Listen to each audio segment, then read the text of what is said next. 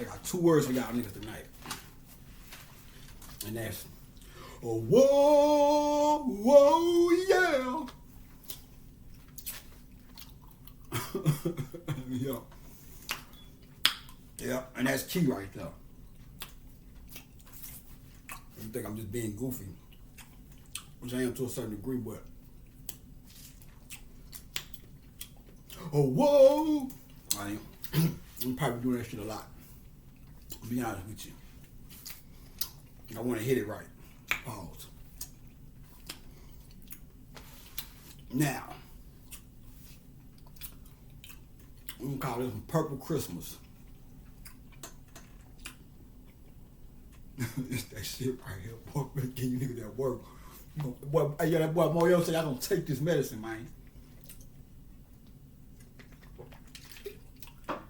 Y'all gonna take this medicine. Moyo, oh yeah. We gonna get some shit right now, boy. Oh yeah. Santa Claus is coming to town. Oh yeah. See, oh yeah, it's key. I'm telling you, boy, that shit's key. Oh yeah. Man, I posted that shit the other day on Instagram. Now I see that shit all day. Oh yeah. Oh yeah.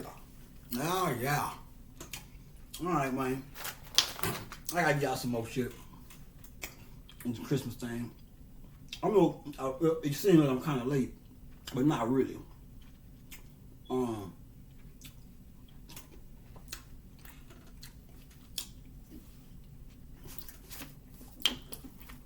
Take out a little deeper with the Christmas thing. We're gonna start out with Moyo. Off the top. I'm gonna chunk that boy all day. I'm gonna show you. Well, hold on. First and foremost, let's go back to Santa Claus and Ho T. Same thing. For the most part. Just Ho T is the Asian version of it.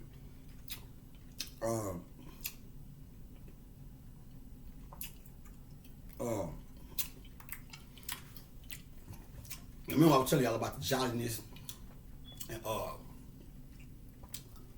the heavy set thing being an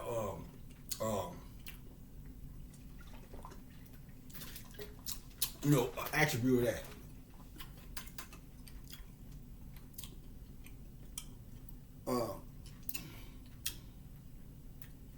This nigga Moyo is that. That nigga's Ho T. Or he's a manifestation of that energy, or how you want to put it. But if you was just, I'm gonna show you how. We're gonna give it to this shit. Now,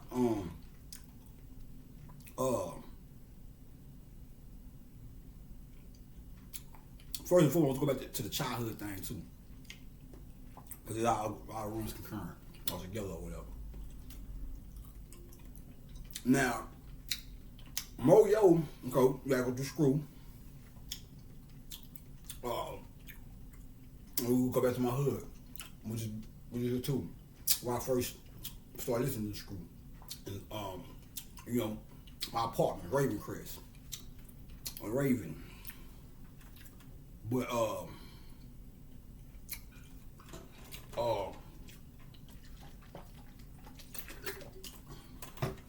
started listening to school. Got more into it. Started listening to more tapes. Or more tapes, collecting them or whatever. And you got different levels on it. You have dudes that used to go in there and freestyle. Who just freestyle to have fun. Fucking around. And you had dudes that really, wrote, but they'll be in there freestyling and shit too. Doing their thing. That's why if you was to go and listen to, we get real hip hoppy too. If you used to listen to come listen to when cats from SUC started making when they went from the mixtapes to the I started making albums.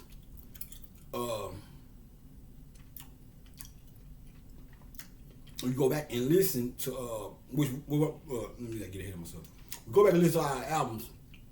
You will hear a lot of remakes or whatever. And that's because, you know, by that time we had already had a lot of artists and shit. As far as on an independent level, on a major level, you know, it was Spurs or whatever. But when you go and listen to that shit, like all the same comment, you gonna hear a lot like Big Pokey, which is why I posted a song the other day when I did the Screw video.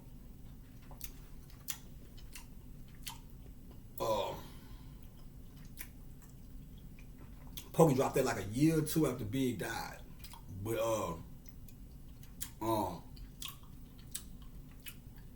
he used the beat from Big. Now you may say, "Oh, that's biting," or "ooh," or whatnot, or whatever.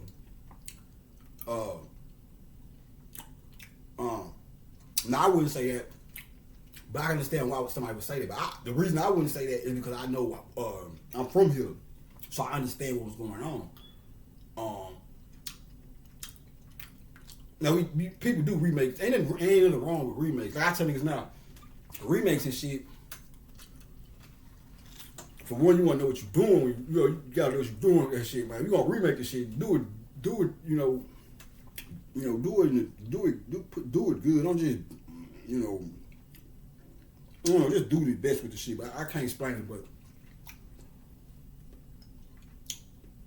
And I'm saying because Mo, like his first album got like a lot of remakes, but the reason for that being is because let me get back to finish what I was saying.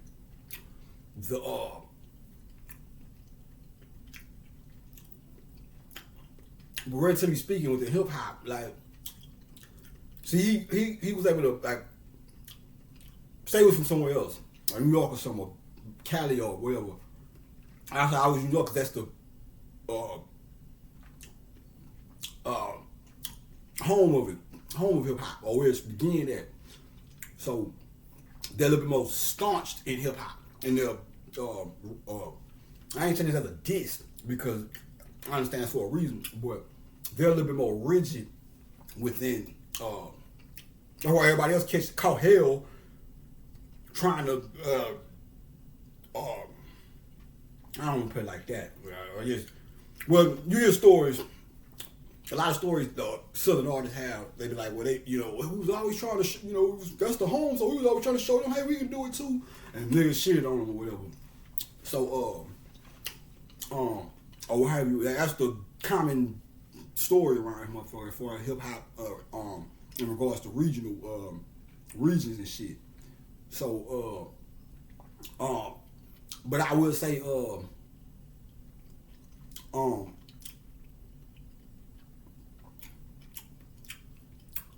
kind of need that to a certain degree to maintain, to a certain degree though, not extremely. Some of that shit is, I can see the extremity in it where it'll fuck music up here or fuck hip hop up period. I'll give you an example. Okay, so New York or whatever, right? Hip hop started. Ooh, everybody else started doing it. And the general thing was, well, they don't respect other niggas from other regions, shit or whatever, right? Well, check this out. Why? Because they don't sound like they from New York. Well, I thought that was biting. You know what I'm saying? How stupid would be sounding like it was dumb shit sometimes. Not saying that discerning whether a nigga is biting or not is not a thing, but I'm saying sometimes you gotta really look at shit, small shit like that. You know what I'm saying? Just to check your goddamn self. So,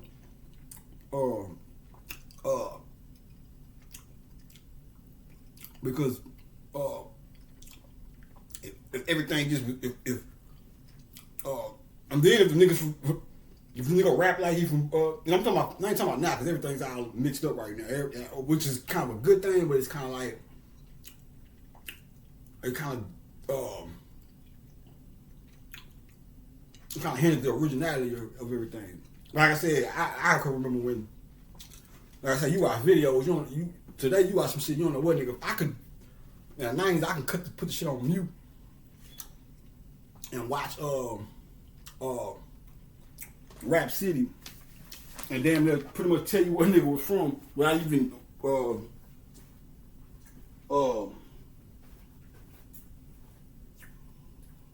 without even listening to the music, like just you know, but let's just say I'm looking at BT in his own mute or whatever in the 90s, 2000s, whatever. But really, I just said 90s because 2000s when it kind of I remember seeing where around the 2000s is when it started to get a little bit more blended, so to speak. But you can still see that, okay, that nigga from New York, or that cast nigga from West Coast, or them nigga. But now it's more so everybody is then shit the same or some shit to a certain degree. I know when you go there, there's still the differences, you know, in real life when you walking around, you know, in the world and shit. But as far as hip hop is concerned, or the rap, the music or whatever. So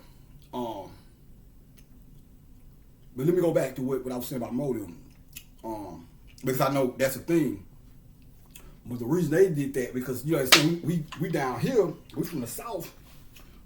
So, for lack of a better way of putting it, we kind of, hip hop kind of got to us last. And well, at least seemingly, because you can't really, because once the first rap song went out or whatever, or that was heard publicly or whatever, and all the other underground shit that come down, and I'm telling who was rapping when, we just say as far as we just go with the way it went in the industry or whatever, just to keep it simple. So, by the time it got to us, we had the spirit. We still had the spirit of the hip hop spirit, but we wasn't as staunch in it in them, which was good because it allows for new shit to come along. If everybody rapping the same, well, we still, you know, that's what I was trying to say yesterday about the old school and the new school. Not saying the new school can't evolve, you know, do their own thing, but there's certain, I guess you could say, unwritten rules or principles in this shit or whatever. So, but I say, when you start hearing that, they was doing that because for one, they just came from that, from that element of freestyling off them tapes and shit, freestyling over other beats or whatever. So, but I said that because I could see how a nigga would say that, because he had Biggie did his and he just dropped, and then Pokey dropped his or whatever.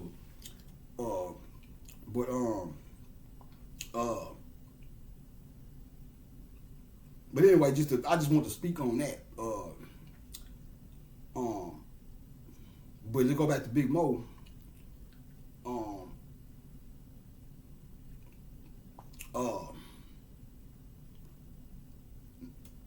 Now, first and foremost, Jolly, Joe, nigga, humorous nigga. I never hung with him personally. But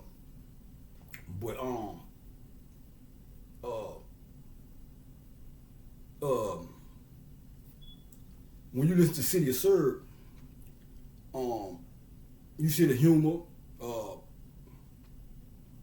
blah blah. We finna get into it. Now, Santa got L's, right? Okay. He got L's. When you go look at the Purple Stuff video, he doing the Charlie and Chocolate Factory, right? He got the video with the Oompa Loompas, the little people. Same thing. Big guy, little people. Santa, big guy, little people. You see how it works? And what I was telling y'all shit about the freestyle he did where he said, which is a good yin and yang story, because like I was telling y'all with the screw, when I was doing the screw thing, I don't listen to really too much DJs out of, especially the button pushing thing. If a nigga ain't doing no DJing, I definitely don't want to hear it. That's just my personal preference. But that freestyle he did on for his album, somebody else slowed it down and chopped it up or whatever. But I still like the song though. You know what I'm saying? But I don't like too much the chopping, but by liking the song, because it ain't like Screw chop. I mean, it ain't on point like Screw would chop it. But I still like the song though. So much so the way you although I might not go and listen to some shit that a push button slow down.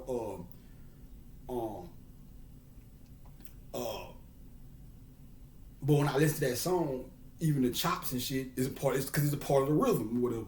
That's what I'm trying to tell you about the DJ and shit. That is essential because that's what separates everything else from hip hop, or separates hip hop from everything else, or all other music genres, or makes it special. The DJ, because that scratch and shit. Everything else, you had flutes, oboes, and all this shit before. Now I ain't never seen that. We do live in a world where the truth is stranger than fiction sometimes. So who the fuck knows what they had in Egypt or back in them days? They probably had turntables and that shit. Who knows? But I was just saying, as far as we know, on keeping this shit on the, where we can talk about this shit without getting too spaced out.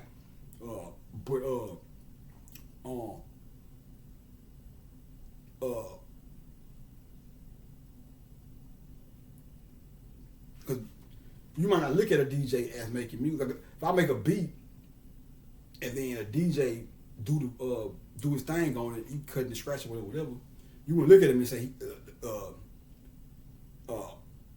every person probably would look at him and say he's making the music. They'd be like, well, he made the music, but he slowed down. Whoop. But when the DJ start chopping this shit, he's making music. He's making another. It's like he's making music or with a song that's already made, but I guess you like put his own twist on it with the chops and the taps and shit or whatever. So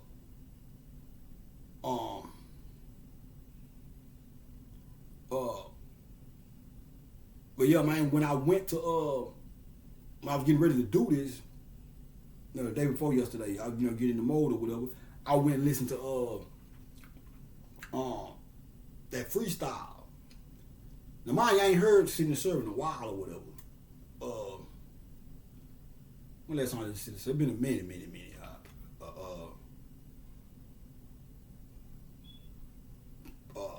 Probably about a couple years. And then before that, it had been a minute.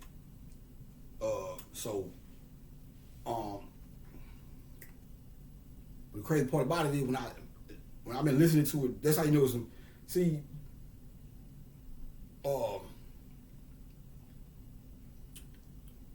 And I'm trying to explain it, but that's a special album.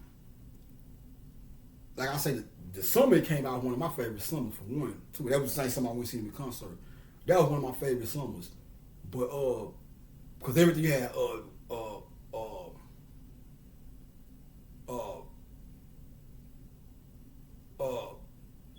Hawk shit drop.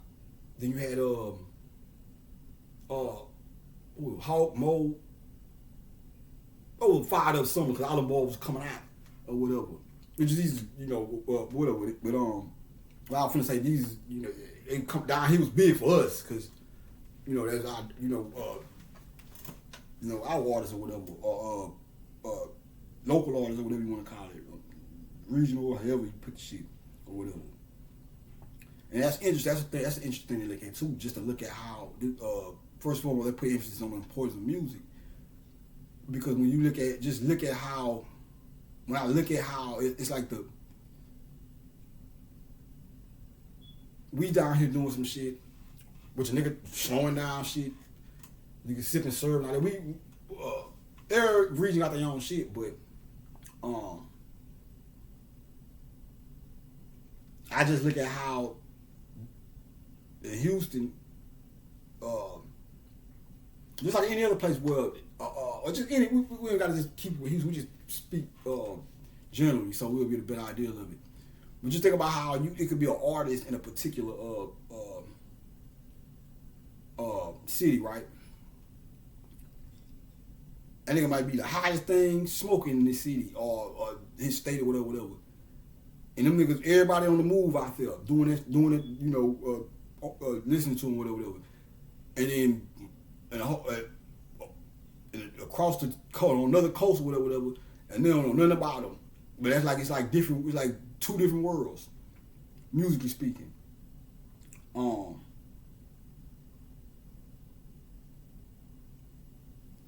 I just think it's interesting. It's kind of like that's how we, as black people,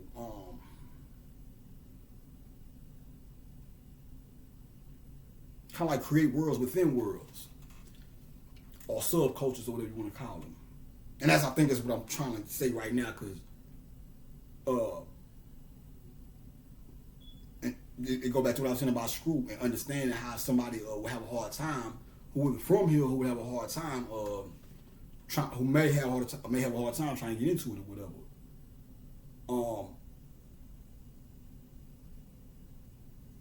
I'm gonna tell you niggas some wild shit.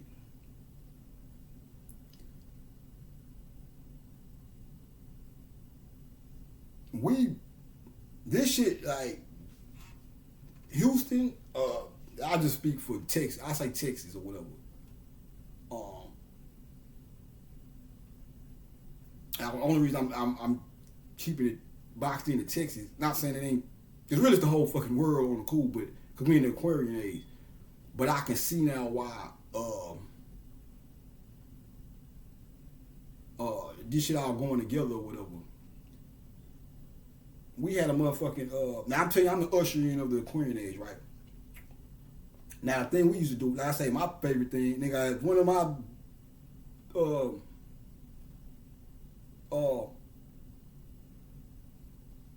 one thing I used to do with love was like going to Astroworld. Why could we go to Astroworld, get girls or whatever. That's bottom line. Six Flags Astroworld. The next to ours, I'm quite sure they probably got other areas or other Six Flags where it's like this, but you have Astroworld, and then right next to Six Flags where you have Waterworld. What I'm telling you about Screw with the water thing and all that. So it's damn near like we on some, not literally underwater. That's what that Harvey shit has something to do with that shit too. But we're not literally underwater. I'm not saying that, but it's something.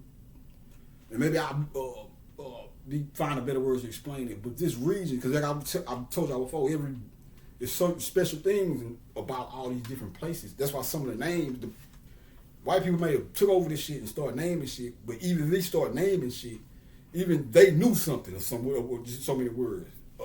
So whatever they knew, they was naming shit, streets and shit after shit they knew that was related to that area, that land right there. Just like we do. See, when niggas be saying that shit like, man, why them, like niggas okay, we ain't talking about the killing. Okay, we can understand motherfucker being mad about that, black on black violence and all that shit. We understand that. But I'm gonna separate that and just say this. Like niggas just ripping their neighborhood and nigga, this my block rule or whatever. Or you might think of that just sweep it under, that's some old thug nigga shit. But it's not. It's, and I ain't gonna, it's a certain, generally speaking, it's a certain reason we do that. And not saying that it's the same case for everybody, but I know this for a fact just because knowing what my the shit my block stand for or whatever, or represent, or the spiritual significance it had with my story or whatever. So when they say shit like, oh man, why they represent that? They don't own that block and all that shit. Well, we always did that. Okay, so you can rep your city, right? If somebody goes somewhere else, they, move somewhere else, and they celebrate their city out there. Like, I love my city. I'm just out here because I gotta work or whatever. But they, they're big. They rep their city. What's the difference between that? Mine is the violence and all that shit. We do that for a reason. I know that for sure because just based on my own life. So you got to be careful with that shit when and this might not sound like nothing, but one thing I'm starting to learn is sometimes it be the small. I'm gonna give you another example with what I'm gonna say about small shit, but it be the small shit sometimes. Give you an example. this one came through on Halloween. Another real I was telling y'all, Halloween is if you get on top of your shit, Halloween is when a lot of information funnels through from the ethers or whatever. So, what I found out Halloween was asthma. But we'll just to be fair about it, we'll say this is my opinion on it, but I'll just let you decide or whatever. But dig this. And I'm gonna show you how I came to the conclusion. And the reason I'm showing you how I came to the conclusion is I'm just trying to give you a certain mind frame or a certain way to not a certain, but show you how you had to start making the dots connect in life or whatever. Now dig this. When I was in jail,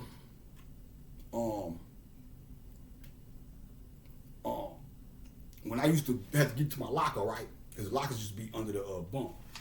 Sometimes when I would go down and get them and shit slouch down or whatever, I get shortness of breath or whatever. Now growing up, they told me I had asthma and all that shit, whatever. So you know that shit would happen periodically or whatever. And then but since I've been home, that shit don't happen no more. So I thought about that. One day I say, damn, I had been over to get some out the I think out the cabinet the other day or some shit like that. I was like, damn, well not the other day, but when this shit all running concurrent, because it's all in the same little thing. But one day I had bent over to get something out of a cabinet or some shit, but I remember saying, like, damn, that shit don't be happening no more. I don't wonder why is that? Which is crazy because in jail I didn't smoke none of that shit. I smoking all that shit. You know what I'm saying? Cigarettes and shit, but that shit don't happen. I don't know what the fuck was that about. So I started thinking. I said, okay, I know what causes shortness of the breath or has a negative effect in the lung, and it's dehydration. That's two things you gotta work. I gotta start getting more sleep. My damn self too, but sleep deprivation and dehydration, two things you want to watch for or whatever. You want to stay on top of, but little shit. But I'm like, damn. So I know water dehydrates you. Then I notice when I get dehydrated, I get shortness of breath. So I say, okay, I start thinking. So that took me back to asthma. I said, well, damn. I said, okay, I had asthma growing up. Asthma, lungs, and shit. I'm like, okay. I said, oh shit, I know what it is. It's the fucking faucet water. Now, we stopped drinking faucet water. And my old man, an old-fashioned kind of guy, but even he switched from, and this was before I got locked up. That's how I know that shit was a real deal. He switched from, we stopped drinking faucet water. He started getting water out the, they got the machines, by the stoves and all that shit. He started getting his water from out of there. This before bottled water was as prevalent as they is now, which you may find hard to believe, but I still remember that shit. Niggas, everybody, we was around this bitch drinking faucet water and sodas and shit. Niggas been drinking the bottled water shit. Just is really, relatively speaking, not saying it wasn't bottled water back then, but it wasn't, people wasn't drinking it as much. But even that spiritual, because that goes just to show you how even though, people just some shit there's some shit you can do and you might not even feel like something wrong with it, but your body will override and shit like, or whatever, and you can stop doing this shit or whatever, but I think that's what happened with everybody. But so I say, damn, we used to now think about it, my mom was pregnant with me drinking faucet water, and this faucet water shit dehydrates you. And I'm born and tell me I got asthma or whatever. Which I did used to have shortness of breath and all that shit growing up, but I grew out of asthma. It's funny when I started smoking weed, the asthma shit went away. Tell you, man, this shit is different than what niggas what we've been led to believe out here, man. So I put out that shit again. I said, I know what it was. And I thought back to jail. I say, oh shit. When I was in jail, I just get bottled waters in there, but shit, there's only so much you can do in jail because nigga you just wait for somebody to send you some bread and shit or whatever. Or unless you hustling and shit, I wasn't fucking around with I was trying to get in that bitch and go home. So I wasn't fucking around with the underworld of that bitch, but coulda though, but I was like, because I shoot cats. I was cool in that bitch. They was moves and shit, but I wasn't fucking around.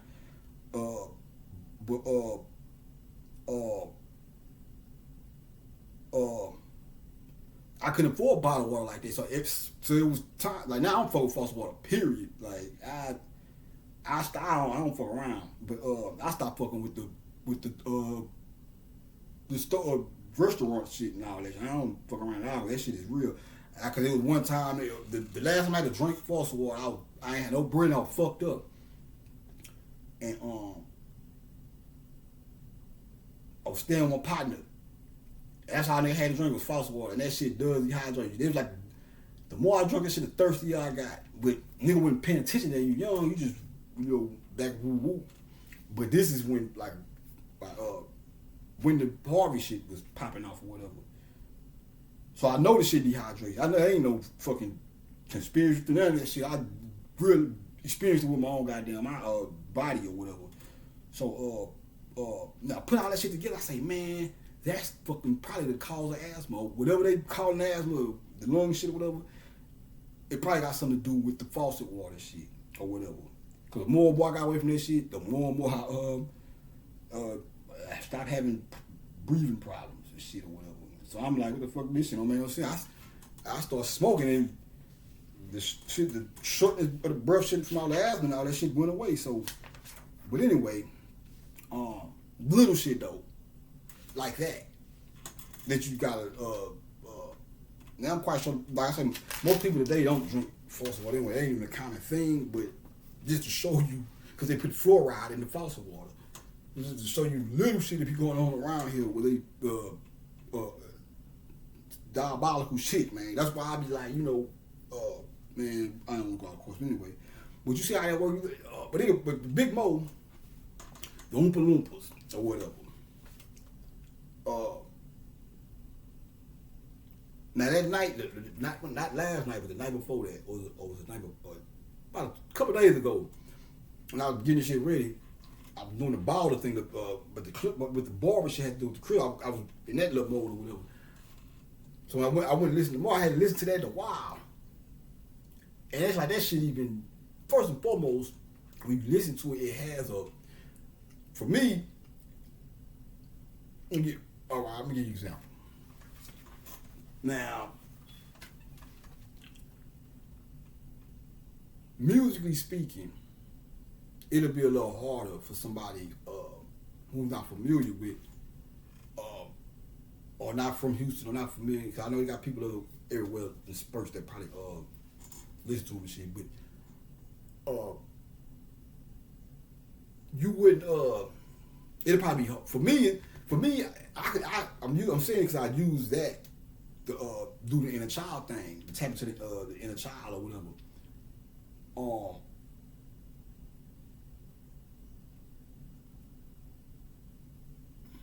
Now, under the normal circumstances, I'll probably say, well,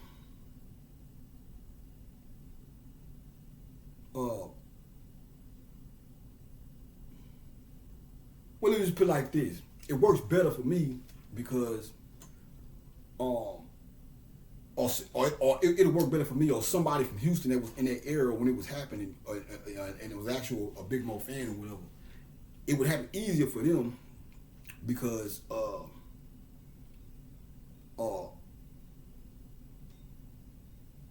and I'm talking about somebody my age range, whatever, from that era.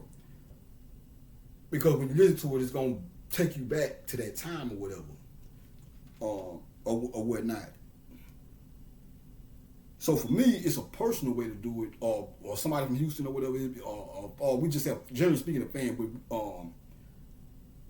I keep with it really worked for somebody that was in the city or whatever, but and could work for anybody because it ain't just about the music, it's him. What I'm trying to tell you, he's a Santa too or Santa baby. When you go Santa, he's the boy. He calls himself the ball baby. Then you got Big, he's Christ Energy, Baby on the album cover. You got Pun, his last album was Oh Yeah Baby, Christ Energy. Then you got Mike, Oh Yeah. And then I go listen to Dirty City of Serve. And as I start listening to that bitch again, that's all I've been saying on oh yeah. Bullshit you not.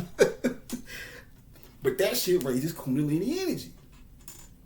Man, look, man, that's his. First of all, I'm tell you, he's the Buddha baby. That's his signature line. I said, oh yeah. That nigga a fool, man. Hey, but that's his signature shit. If you from here, you know that. But no, I kept doing that, and I'm doing this shit because it's just like any other song that gets stuck in your head, but different. But because it ain't just no any other song, because bullshit song or a song you don't like gets stuck in your head. We're not talking about that. This shit is different.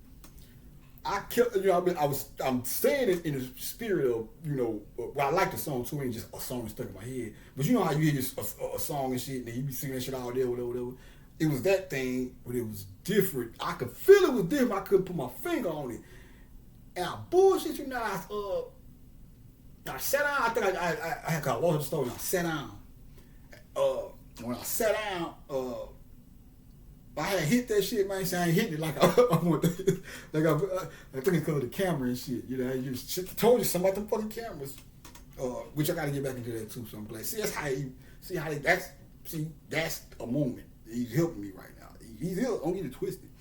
But you probably hear his. If you from here, yeah, you probably hear his voice kind of come out a little bit. But if you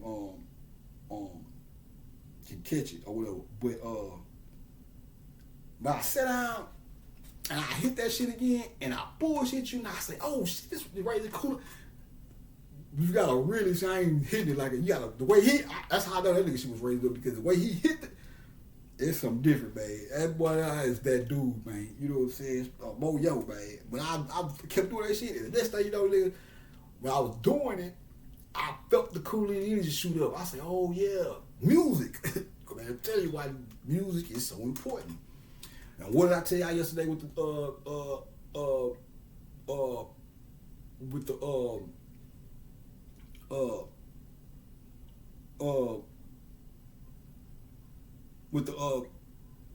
gonna join it. I gotta give me a new I ain't gonna do that. Wait, hold up. Let me find this shit.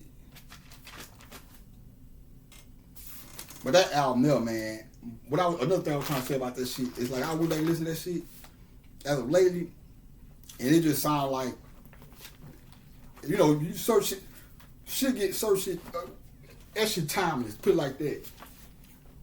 But you gotta be into that, you have to be, and I keep saying that you have to be from here, because that's the thing about him being a local artist. If he was just big time everywhere, I wouldn't keep saying that shit, but it's different because it was more so concentrated here. Where's my shit at? But man, I listen to that shit, bro. I say, man, this shit is awesome. Now, sonically speaking, for the I have to say that because that's my personal opinion, but I understand how shit works. So for the critics, you got for the critics or whatever, you got those out there as well as me. I got my criticism of my shit too, but I will say this much: the album might be, sonically speaking, it might not be what you call up the par, whatever.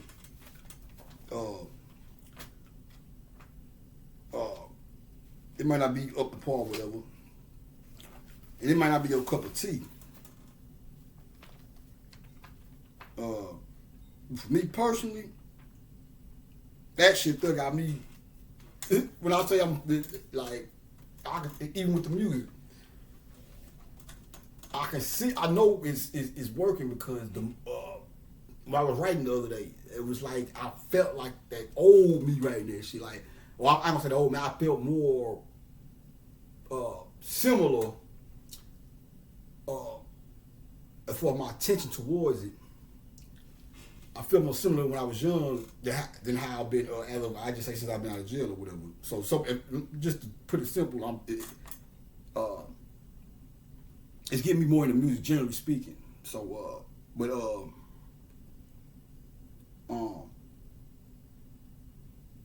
cause when I heard that shit, when I was listening to that shit, it didn't just wake up that joy from that album. It kind of woke up something from.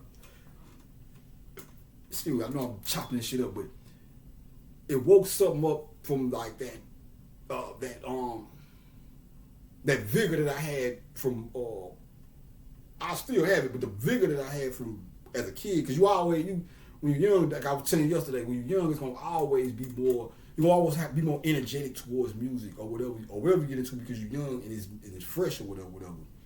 And then over the years, not saying you just say oh, fucking shit, but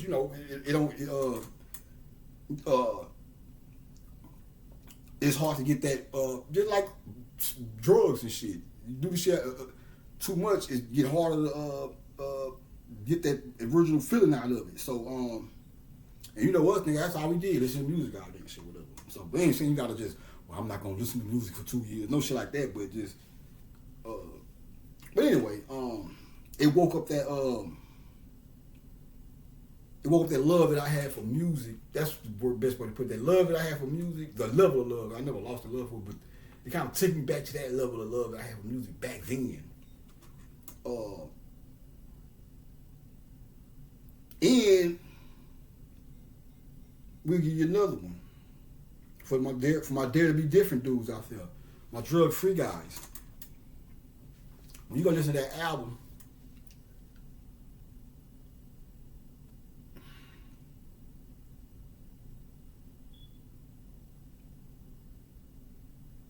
man, this shit is wild. First of all, you go listen to that album. Okay, he got a song called "I Can't Leave Drink Alone," right? Bad motherfucker. This shit funny than motherfucker. See, when we listened to that song back then, it was just a jamming ass song, right? I listen to this shit today. I can't stop laughing when I listen to which is another thing. That jolly shit been going on. Especially it turned up when I tapped in the mode. Pause. But when I listen to that song now, bro, I can't stop laughing. That nigga, it's like you can hear. He's serious in the motherfucker what she's saying, but the humor is like I don't know what it was back then, and we probably made jokes and shit about it. I can't remember, but not like it wasn't the humor that I'm getting from it now. And I'm not talking like laughing at it. I'm talking about laughing with it. Man, look, and he's like sip. So let me get to the song first so you understand. But the song, we're gonna teach a lesson too, so you niggas won't. I'm put a lesson. I'm put the candy in the medicine. The nigga, or put the medicine in the candy. I should say. Excuse me. The nigga on the song. Well, first and foremost, Big Mo's whole motif is the drink baby. Ain't nobody sipping more syrup than Big Mo. He's the drink king in his time. Now let's talk about drug. Yeah, this be a good drug. A drug education course or whatever. Okay. The first and foremost, this is his whole motif. The drink baby. Okay, now one hand you be like, oh man. Now we put it like this. And that's why I say everybody gotta do what they do. But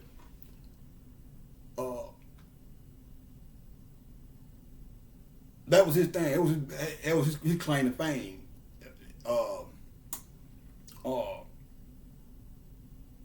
Shit, I think that nigga termed the coin punk sipping. Punk sipping is, well, let me break it down to you.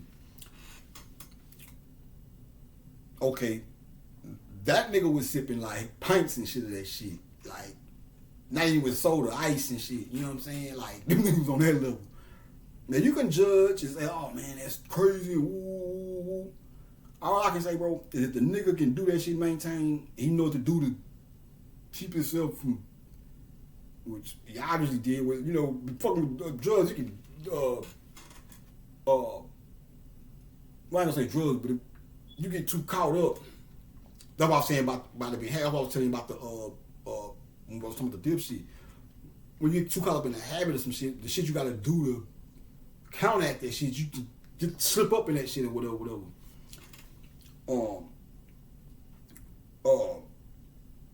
But if you're a nigga that know what you're doing, those will be the moments where to reinforce you to do the fuck what you're supposed to do. You're gonna or be responsible enough to do what the fuck you're doing. So I saw this say, well, punk sipping is really you can get relative with it, because say I had a deuce, which is 2 ounces. Now, then it depends on if you was a new guy or just started sipping that shit. Okay, you can put a deuce in shit. You can with like a 20-ounce soda or something like that. And you'll feel it. But eventually, the more you sip that shit, the more your tolerance go up. So, eventually, that will be to a nigga who didn't tolerance to pass that, being able to just drink that will become punk sipping. Like, nah, because it's called punk sipping. This old punk ass, that's how we talk, you know what I'm saying? Houston lingo, you know what I'm saying? Like, you sip and drink, a nigga come through, boy, you sipping, nigga be like, yeah, man, I ain't never little punk ass dudes, you know what I'm saying? So it's called punk sipping. So, but that was that nigga thing. So I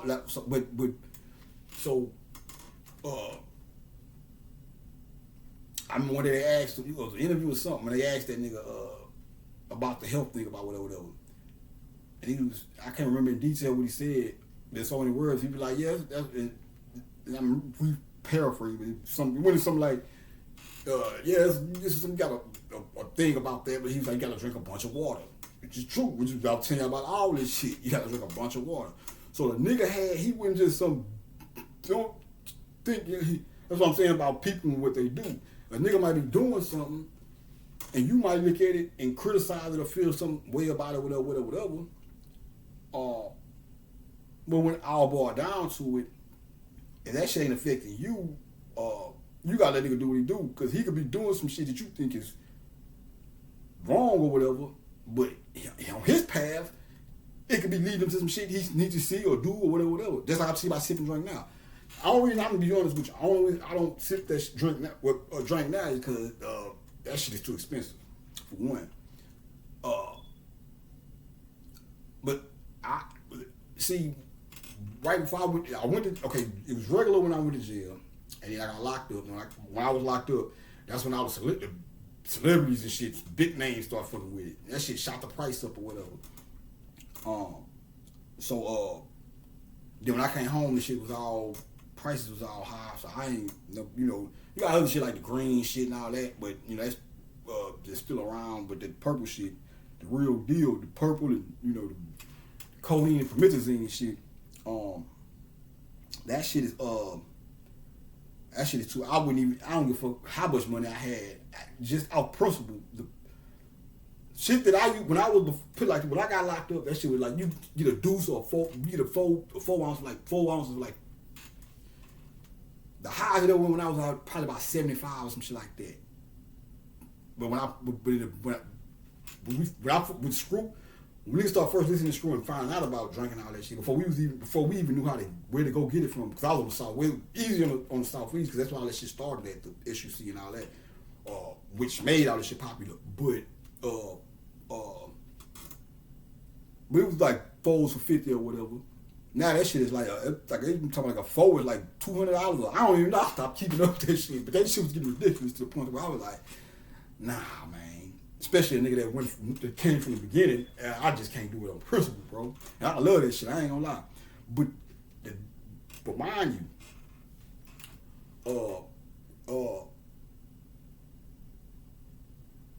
that's why I always go to tell y'all about the other side of the game. Before I got locked up, I was trying to stop sipping, not totally stop, but stop sipping as much or whatever. You know, because that shit gets expensive or whatever.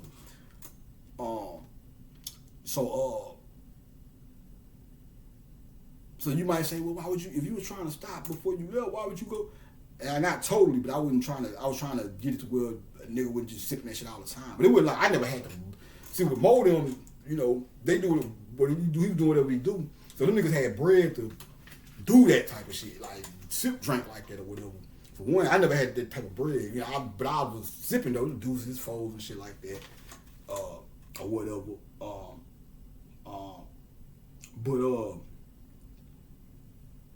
You gotta stop looking at shit like it's all bad, because sleep is a good thing. A good sleep is a good thing. Bobby will tell you that shit. That's how I'm putting the tools together about this shit. How you may be looking at this shit like these just drug addicts, but it's a deeper go. This shit is deeper than that. It's because even when you look at the Matrix, they say Morpheus. Morpheus, when you look up what Morpheus is, he's the Lord of Sleep. So that's a spiritual thing. So I said I would to this day, but I wouldn't do it like I used to. You know what I'm saying? I sip with the discipline that, or that would be my agenda that I was working on before I got locked up or whatever. But I had some before since I've been home, some real shit, but my kinfolk had some of that shit. I don't know where he got that shit from, but it was the real deal. I thought it was bullshit. Because the price he had got it for, I was like, man, and he ain't no bullshit nigga. That's why it was a hard moment. I was like, but he's like, I'm telling you, bro. He nigga pulled that shit out. He pulled it up, and that Sprite. I seen that shit. I said, oh yeah, that's the real deal.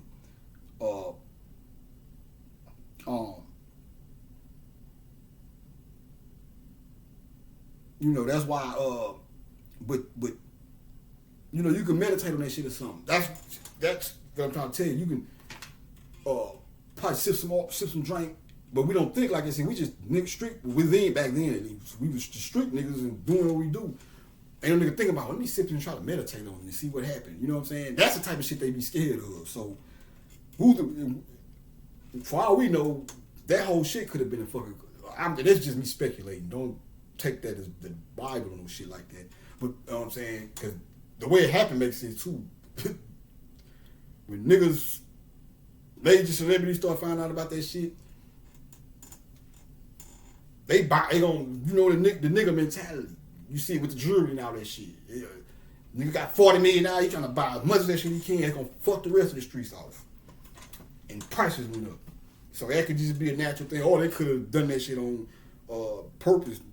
That's a thing too. That's why I just let you decide for yourself. Look at both scenarios, because don't think like don't think that the government or whatever the fuck you want to call them, Illuminati, secret society, whatever you want to call them, they don't think like that. They think like, oh no, niggas getting that sleep down there. Can't have that. They get too in love with that sleep shit. Fuck around and pop into you.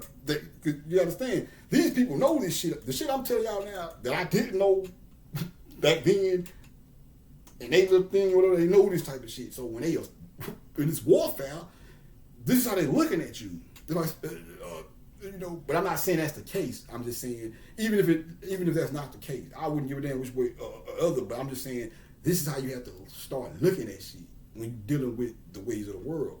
Because, but yeah, man. But to go back to the album, but with the track I was saying, you can do shit like that, meditate or something,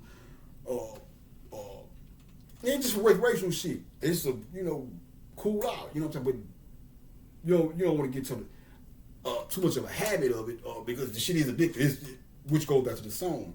That's what he's telling you in the song. So you can listen to the song, and I don't want to go as far as to say, because I'm a different type of nigga, but I don't want to go as far as to say you can just listen to the song and see the dangers of the other side. I don't want to say the dangers, but there's a danger to it if you overdo it or They ain't drinking water or whatever. Uh,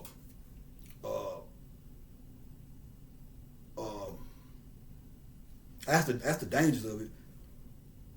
But when you listen to the song, the nigga talking about, he tell you how he'll tell you I'm a codeine fiend. He tell you how he a codeine fiend on the song, but the nigga is serious in the motherfucker. But when you listen to the song, that shit the funniest shit ever to me now, man. I ain't talking about funny like laughing at it, like I say laughing with it. That's but I'm telling you that because that's the jolly shit. That's I'm telling you. This nigga is a representation or whatever you want to put it to. And you see that bird? I ain't put that. See that bird, that light coming out of his nose? Yeah, I ain't do that on purpose. I got another ant. Matter of fact, I'm shit that other one. We gonna get into some shit to show you nigga. When I say this shit be around me, that's the. Well, I don't want to get off course, but we gonna get to that.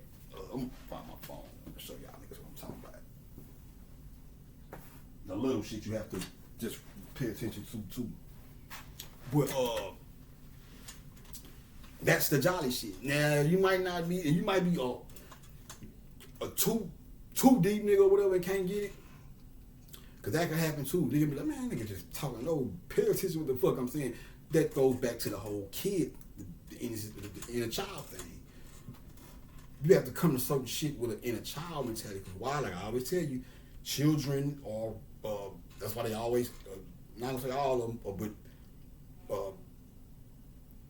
I know me, but it's a general thing among children. Children ask a lot of questions because they hear and don't know.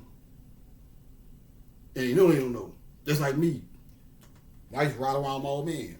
I remember that phase I went through. I used to always ask them a question after question after question. Why? I was a kid, just got here relatively speaking, didn't know.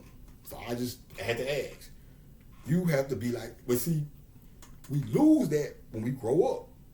That's the whole thing about that shit. I'll tell you, the T-shirt I showed, they said, what did it say? Be careful, don't grow up. It's a trap. All kind. When you see shit like that, I don't think that was the one. It was something like that. I think it said some shit like, "Don't grow up. It's a trap." Now you gotta grow up and take care of your responsibility. What they're trying to tell you is, don't get too caught up in what the fuck you think is grown, because it fucks up another part of you, which is the inner child. That's how you end up with a know-it-all mentality. When you lose that shit, and you start getting so caught up in all that information you done got up to a certain point, when you start getting caught up in that information, and you think that's it, and you just walking, you have to learn how to, and especially in this shit. That's why I'm telling niggas about it ain't no such thing as antiquated information. It's antiquated to you. I don't give a fuck. I know a whole lot of information that's more advanced than the shit that was being taught for the most part, like in the 80s and 70s. Not bragging on me, I'm just talking about from my information. But I still listen to all this shit, bro, because it all plays a part. You can learn. I'm just trying to get y'all. If you just get into this, or wherever you at, don't get into that mentality. You know what I'm saying? Stop saying this shit. I can't tell you to stop saying what they say, but if you are about the business of educating or whatever, don't say no shit like that, because you know how we think. You tell me to go listen to Dr. Ben and shit. They go look at the show. Oh man, it's old man. Look at this shit. This is VCR. I'm not watching it. Niggas is fucked up like that. Niggas, we gotta. There's a lot of shit down here, but yeah, babe. You gotta. But they'll scoff at the shit based off of that. You know what I'm saying? You gotta. And that all goes back to the music shit. On one hand, niggas, you'll hear niggas say, they don't respect the old school. The next thing, that's antiquated information. Well, in science, you're saying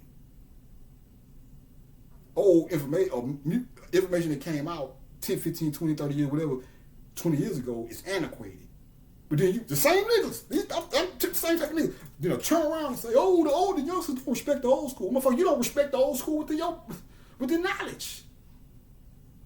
These niggas that's what I'm saying, the little shit. You niggas have to start really paying attention to what you're saying. I'm not here to talk down on niggas. I'm just really, because the niggas will be saying this shit, you really have to talk like this to them niggas. And even if I'm just talking generally speaking, but you have to talk like this because I want to tell that goddamn story. I don't want to be redundant, man. But I got a badass story. Where that shit, where I'll show you where it had, where I'm telling you, I'm telling you, sometimes you got to get aggressive with a motherfucker with the conversation. Not saying you got to fight and all that shit, but sometimes you got to, hey man, this is what it is. I done that shit before, just in the middle of a, and I was a teenager too. This was a grown up. This motherfucker, she was the one acting like not a. You know, we talk about inner child shit here, but she was acting like the fucking. Cause I always been advanced my age, so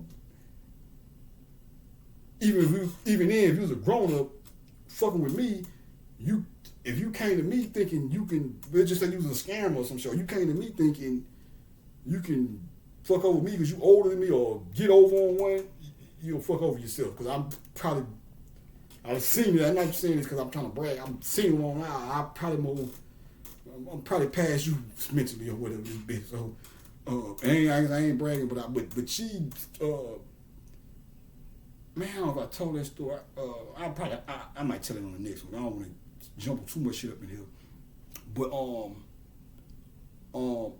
But yeah, I had to do that shit, man. And she snapped right there. It was like I snapped. It was like I cut a light on. Cause she was talking that shit. Ooh. You know, I'm just sitting up. I guess I don't like talking shit. Then I find, I'm listening to it. I mean, look at you. She said, you know what, you're right. I shouldn't even call you. I'm sorry. But sincerely though, not sarcastic, sincerely. So I know that shit to be true. Sometimes you gotta tell man, you gotta tell a motherfucker because this shit is real. Even if I was saying the other day about talk this when I be just, I don't want to say reluctant. I ain't never really reluctant. We'll just say that these pinch of reluctance I be having. I be like, I put it like this. Well, no, I don't go there, but that's where that shit comes from because I know it's not. I feel like I'm reaching people, but I think it's that that energy from that small little or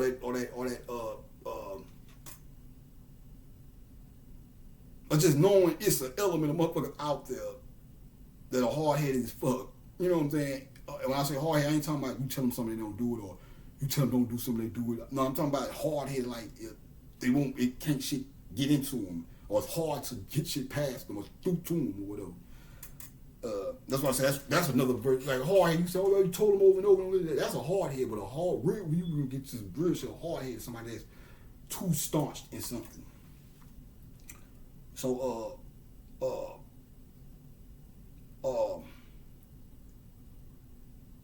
but yeah. But anyway, man,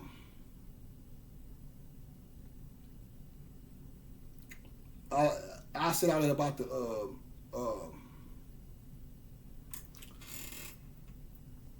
and yeah, that's another thing too with the drink shit. You know what I'm saying? It's purple. That's the highest cut on the scale. It was purple or whatever,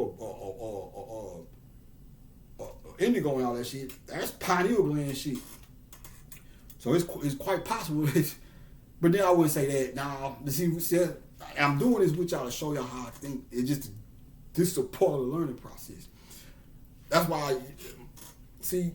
Somebody will come before you and talk. I know I talk in a manner that you kind of like bottled up and shit sometimes, woo. But that's because I'm not just trying to teach you. I'm trying to show you how I learn, and I go through the mistakes.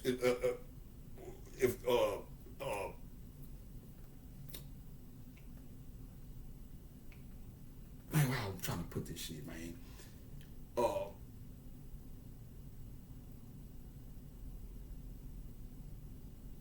I'm willing to go through the process with you and show you through the thinking pattern or whatever. But so my shit, I don't sound. It's like Bobby used to say. You're like, hey, don't listen to what how I say it. Listen to what I say. Because the nigga come in here and be all proper and. See me, I talk, slur my words, all that shit. This, that, might get some shit, all that shit. But I'm not some nigga that's coming to you for some bullshit, saying nothing well. Talking and shit, but ain't really getting to nothing. if you really pay attention to what the fuck I'm saying, I'm getting to some shit. I might not have a suit on and be like, hi, today we're the these up that and all this old, you know, and ain't nothing wrong with that shit too. If you that's your thing, but I'm the rough cut raw dosage, man. Long as the fucking message is potent, all the extra shit, I don't give a fuck. You know what I'm saying? But I do try to, you know, I do have a sense of diction or whatever, what they call it, grammar or whatever, but, and you'll see that sometimes too. Yeah, because I ain't just gonna be no, you know, shit, niggas don't know, we talk, I've been learning just from everyday life. We damn near, first and foremost, the hood type niggas to the rest of the world, even though we supposed to speak English, we damn near really speaking another language. Cause I be saying shit, and I wouldn't even be talking no slang, and a motherfucker wouldn't even understand me. And I be saying some regular shit, but it's the way we say it. And then, you know, and then when you count the slang in, I'm showing you culture. When you put the slang in there, that's culture. So you might, I'll give you another example. Back door don't mean, first and foremost, that's Houston slang. Fuck the dumb shit. I might be wrong, but I don't think I heard that shit come from nowhere else. And that shit really started crunk up when the Rockets won back to back. See, down here when we say back door, we mean back door don't mean fuck over somebody. Back door mean, and I'm showing you another example of the same thing with the master. And this is recent. You see, with the master teacher thing I did, you know, the master being equated with the teacher shit was like way ancient times, all this shit. Now I'm finna show you some, within a span of the last 20, 30 years shit, how shit will switch up regionally and all that shit. With the back door shit. That's why I was talking about the nigga who made the other nigga that was slowing the tapes down. He made the tape, he called his tapes back door tapes because he had like 4 songs on the motherfucker, and he'll play each one of them back, or it would be 4 songs on each side or some old shit like that. But there's more space for other songs. But he'll do some shit like that. He'll play the same songs back to back. Or it'll be like he'll play this song, he'll play another song, he'll play that again. Some old weirdo type shit, you know, in my opinion. But they just selling shit at the flea market. But back door meant, I give you an example like smoking. A nigga be smoking cigarette or even some weed or whatever. You're home, let me back door you, bro. All right, let me hit that after you. But now I see that shit that came to that's what it meant in Houston. I don't remember hearing nobody. I listen to a lot of hip hop from all over the world. I ain't never not that I can recall right now. I can't recall nobody else saying that shit. But I want to use that as an example just to show you. But now when you talk to the youngsters today, you say some shit like that to some youngsters today, they think some fucking a nigga set the nigga up or some old shit like that. I noticed that.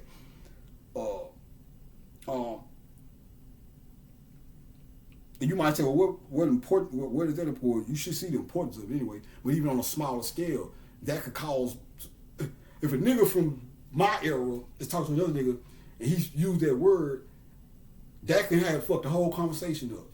This nigga, if he talks to a youngster, but the youngster don't know where this backdoor shit came from, he'll take the shit the wrong way, or it'll be some, if he heard, or a nigga heard some, I'll give you an example.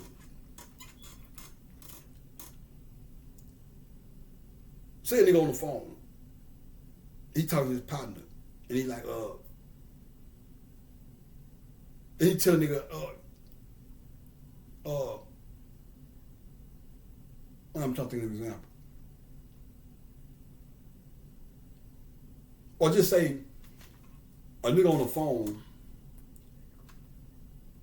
and he talking about another nigga, right? And another nigga walk by. But he on the phone, he telling, yeah, man, I'm gonna backdoor that nigga. Ooh, I'm gonna backdoor that nigga. And he say the name or whatever. Whatever name it is, Jimbo John or whatever. It don't matter. And he say the nigga name. And this nigga walk by. Thinking he done eavesdrops on some shit or whatever. And he go over here, man, nigga say he gonna backdoor with the group. He thinking this nigga talking about going to rob nigga. He talking about some shit. Them niggas talking about, nah, he probably talking about, this nigga probably just left somewhere. Y'all, man, I'm finna back door. Y'all finna come up there. Woo, woo. But he didn't want to say some other shit and some other shit or whatever. Just, I'm keeping it within the realm of niggerism so you can see what I'm saying. How language barriers and all that shit. You gotta, all that shit make it count or whatever, make a difference. But yeah, I was just going into that, man. But I go back to tell you about the album with the inner childhood thing. Even though you may not be from that era, so you listen to it might not take you back there then because you were in that era or whatever, whether you before that era or after that era. But that's an album you can still get into it. And I say it'd be easy for us down here because we familiar with it and we don't have to like, we like the shit naturally. Who knows why certain people over here like this that much and this that, but we like it on whatever. But the production of the album has a kid like a child like it has a childlike vibe to it.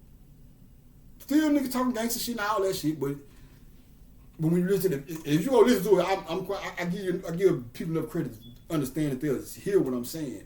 But if you go listen to the album, you will hear it in the production. For niggas who know, rolling on choppers, you will listen to that shit. That sound like that shit. Then it sounds some Christmas shit. Bleed these blacks to my heart be stopped and wanna pop all that shit there. Yeah. What else? Choppers. I'm trying to think of the ones that really hit that fit the description of what I'm trying to say. That one, the Ball Baby, of course, because he got a baby girl in there singing or whatever. Kid Energy. Just showing you this shit is real. I come here and tell you about me and shit, but I can tell you about niggas that's walking around here right now, but I don't want to just put them out there like that. Every now and then I say a little something, but I don't be knowing what how niggas rocking or whatever on that. You know what I'm saying? On that right there. You know how they, everybody look at shit different, so that's how who knows? I don't know people want to be spoken on or whatever. I don't know. I wouldn't see why. I kind of to a certain degree, but yeah, I do see to a certain degree, but like I said, I'd be more. Because I know shit. I'd be more prone to speak on celebrities because they already famous and shit. I don't want to say some shit about somebody then who knows what the fuck was that. Motherfuckers be running up on them. I heard yours. This, that, and the third. You never know, man. I just try to consider everything. You know what I'm saying? Even though nobody be. No, I can't. I ain't gonna say that. I say. I ain't had nobody just run up on me talking about, you're the Messiah and shit like that. But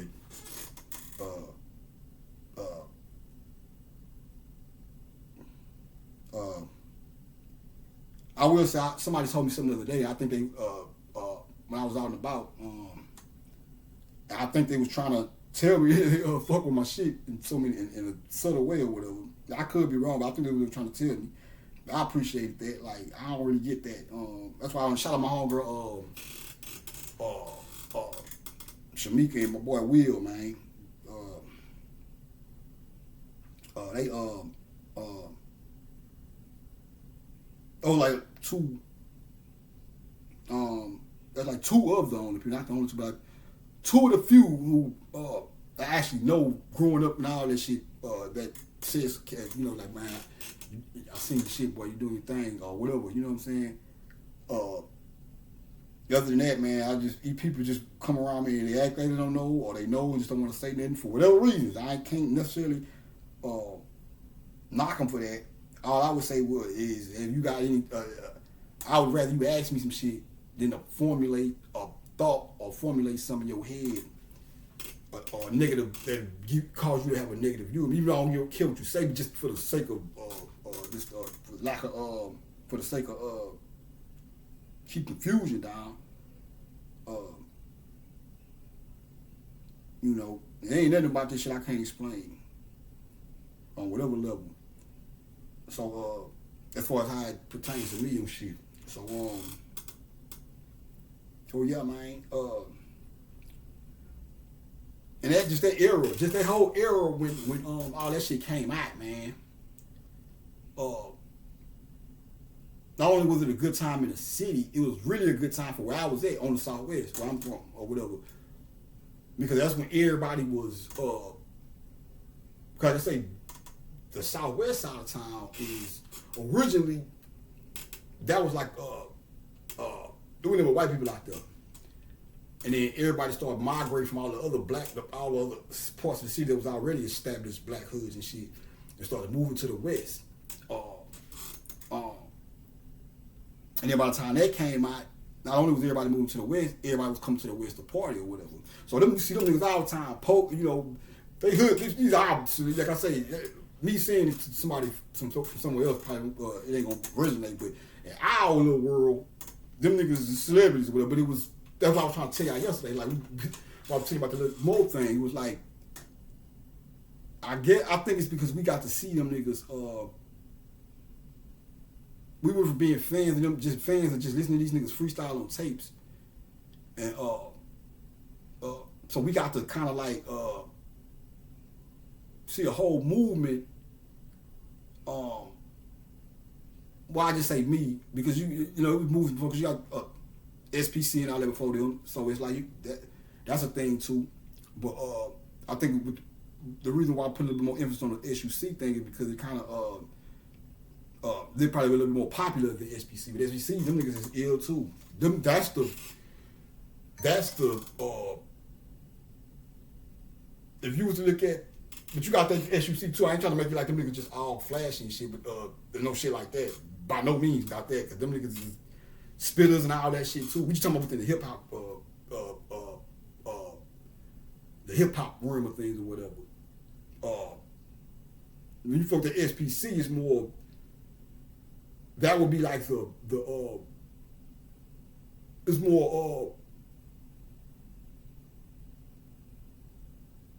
you see more of that battle spirit there, and you'll see battles. You got battle spirit in the SUC, but it's more of a mixture because you got the flashiness of it too, which I ain't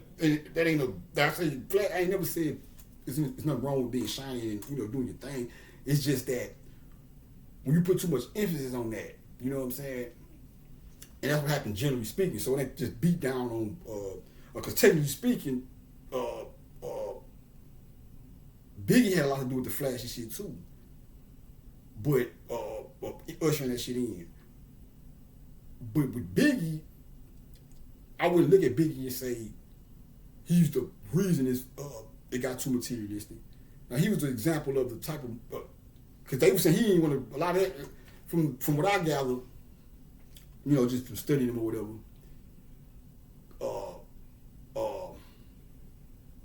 Well, I know him as an MC, not know him personally, but I'm an MC, and he's an MC too.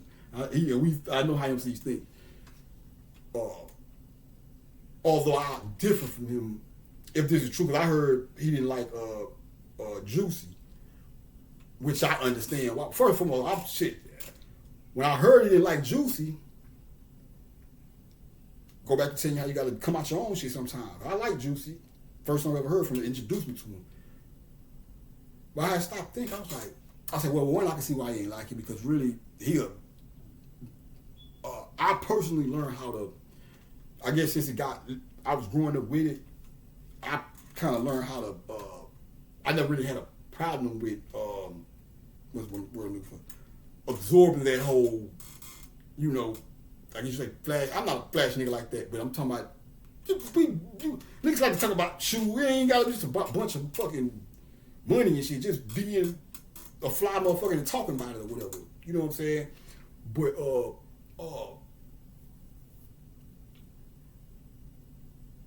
and then being from New York. So, what you gotta understand about MCing in New York,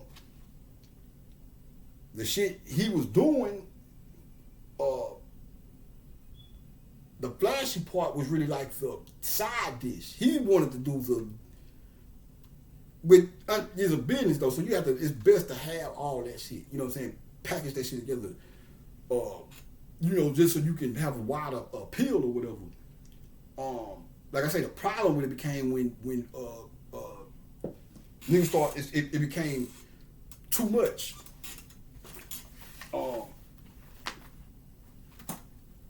And once you flood the industry with that, and the youth is looking at that, and people in general, and they start feeling like it's all about the money, and you fuck them up because when you walk around here thinking that everything is based on money, you failing, man.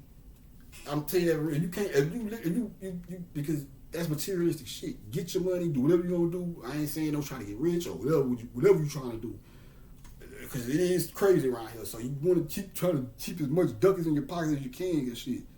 This shit ain't no joke, but what I'm saying is, when rap took it that when that shit became that much of a because we go back and listen to in the 90s and shit, and before that, you ain't hear niggas making songs. You ain't really hear no shit like too much of that. Them broke ass niggas over there, nigga, we got the. You ain't hear that shit. Niggas, you had more songs about niggas rapping about being broke, trying to get money and shit. Then you probably had niggas talking about balling and shit, which is another thing. Now, first and foremost, balling isn't even restricted to fucking money. You gotta, he balling while he got money. I know that what it became to, but if you ask yourself, well, where did the word ball? Why do we start using that in that sense? Balling is balling. Balling means a ball is a party, right? Balling means having fun. So you can be a baller, but and it kind of makes sense how I kind of went over to that, because it is just just to be safe about it. This is just how I'm looking at the shit, putting the tools and fuse together. So when you look at balling, and then you look at it becoming having money, it makes sense, because the more money you got, the more fun you're able to have. And buying all that shit and doing what they call balling is fun shit. I would imagine it is. I ain't driving cars off the line and shit. I ain't never had a new one around this bitch. My shit all been old, so or used or whatever. So I wouldn't know. I know the little parts of it. You go to the mall, got a little money, or growing up and shit with a nigga. I put like this. I go to the best job I ever had. When I was working there. Not just there, but that was like, shit. Yeah, that probably was the biggest bread I ever had. I was basically where I'm trying to say, that was the point of my time where I had the most money I ever had. You know what I'm saying, or whatever. Because I didn't get the my little marijuana operation. They locked the nigga up so I can take that out. That was another reason I'm saying, because they like, I ain't gonna get into that, but yeah, man. But yeah, you go listen to Pac straight balling. If I told you to go listen to straight balling, you probably, if you didn't know though, but I told these youngsters and they ain't never heard this song before, they'll probably think you different to go listen to a song about a nigga talking about 20-inch rims and shit. What is it now? 22s, fucking niggas rolling out 40s. You got niggas do it, niggas overdo it sometimes. Then probably think you go listen to a song about some fucking balling and shit, and you go listen straight ball. Hey, it is not the case. I don't even that shit. What he talking about balling ain't even But baby, when you listen to the song, he basically telling you what I'm telling you, but he ain't talking about having fun in the song per se. But I think what he was the message he was trying to convey, or you want to look at it on a higher level, like just living life, doing what they do, what he do, he consider that fun and balling with him, because that's pretty much what it's about. But you hear him in the song say he broke, if I'm not mistaken. Well, nigga say, I think it is saying the song. I think that's the irony of the goddamn song. I gotta go back and listen to it. But yeah, another example of how, because like I say, if you was asking me, where does balling come from, or whatever, or whatever, what would you say? I asked him. That's the definition I come up with as far as considering what it means to us today, and the connection between the definition of the base word of baller, which is ball, outside of the round thing, the ball, spirit, a ball, a party, or whatever. So But yeah, so yeah, we started seeing like, cause in the beginning it was like, we would hear them niggas, but we didn't know how they look or none of that shit. And then they started dropping albums in the stores and shit, independent albums. So we started getting to see niggas how they look and shit. And but it was like a, cause for one, when you in the streets, you know niggas from everywhere and shit. So I know niggas who like I can't say I met Grace before, but I'm not trying to. That's nothing I need to get to too. But I ain't trying to say this shit like something else I need to get into was about that when I get the Friday Night Fever. I'm getting to that. Like I've been meaning to do that shit for the last 3 or 4, 5 videos. I don't never remember to do this shit. But this is the perfect time.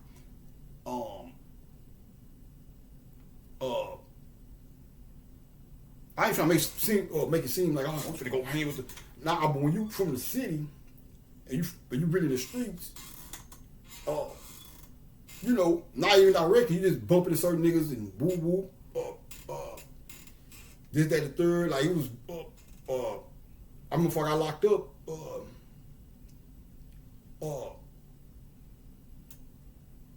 I don't want to say her name, but one of the boys stayed over there on the street I was staying on.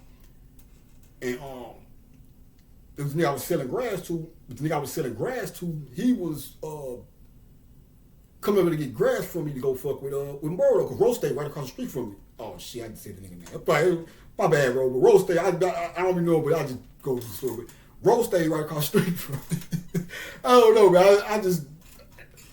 I don't know, man. Anyway, Rose stayed right across the street from me. When I was before I got locked up with him. But niggas used to come over there and get grass from me and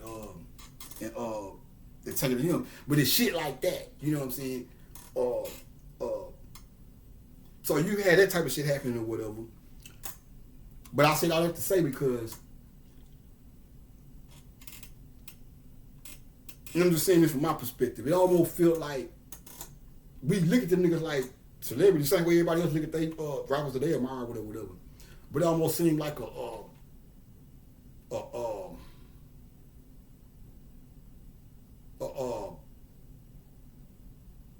it almost seemed like them niggas was like, and like I say, maybe it's because you got the industry that I was looking into and shit, you know, growing up, listening to music, whatever. And I had my artists that I liked in that realm or whatever. And then you had the hometown thing, the home team. So I guess by them niggas being some niggas who was making music that I like, but that was actually in the city that you could bump into and see. And I don't know, celebrity shit. These niggas you can, you know, you walking somewhere, you might bump into one of them niggas or something, see them. They ain't walking around that bitch with security and shit. But we still had the same type of respect for these niggas that it ain't like, oh, well, he's not big as such and such. No, the same respect we have for niggas that was major niggas in the industry, or whatever you want to call it, had major deals and all that shit. We had that same type of respect for them niggas. But it was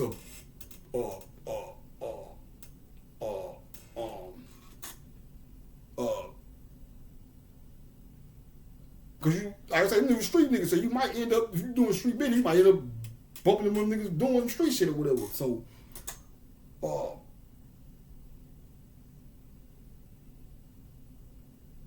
man, I can't explain. It's like I'm trying to explain this shit, man. But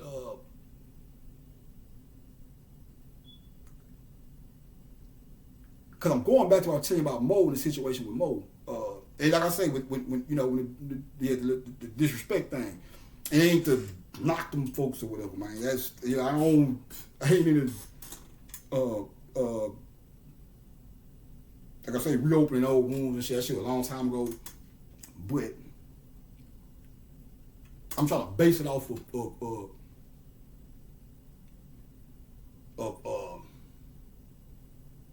I just put it like this. Say a nigga disrespect Biggie or something. You know, Brooklyn gonna go up. That's how. I guess it's the same way everywhere. It ain't just specific for me, just in Houston or whatever. So I guess it's the same thing everywhere. You know, nigga, a Brooklyn nigga, he ain't probably no bigger than nothing, but you know, it's gonna be an issue. Same thing I'm saying about Mo because that love we have for them niggas. Like, but I think what I'm trying to say personally is, I think that was the special thing to me because it was like we had that same love for them niggas, but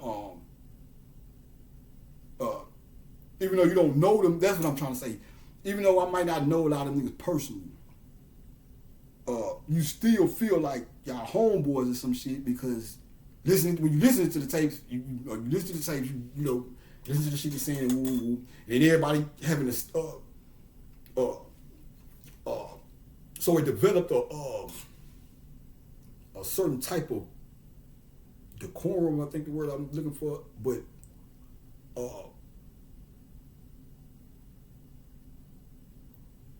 I guess the best way to put it, and not too literally, but it kind of put niggas on cold. What I was trying to say about the player shit, it was like player behavior. The shit that we consider player behavior is shit that keeps bullshit down or whatever.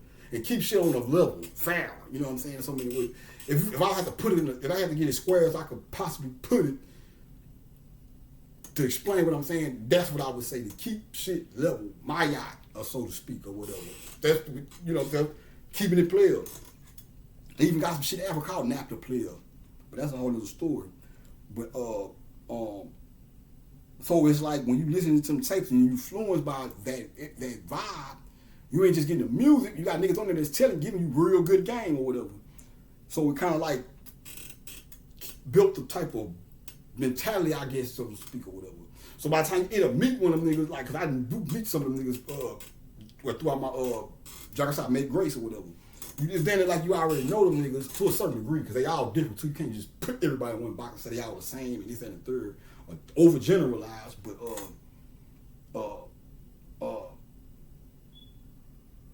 I think another part of it is because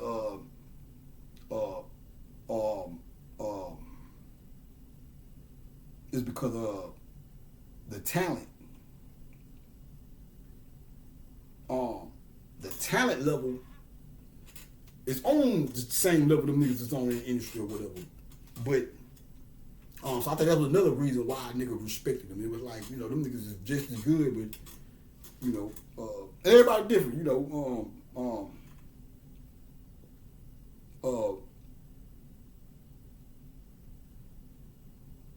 Because it also, as you see, the tapes also bred a lot of niggas who can't rap.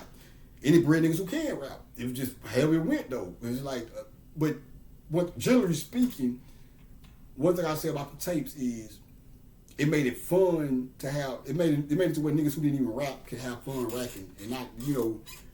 It ain't a cipher where I'm talking about record. Not with them niggas, it get like I heard the niggas get not on no beef shit, but like they just get competitive, which ain't no, which isn't in the nature of the business when it comes to hip hop, especially as a MC or whatever.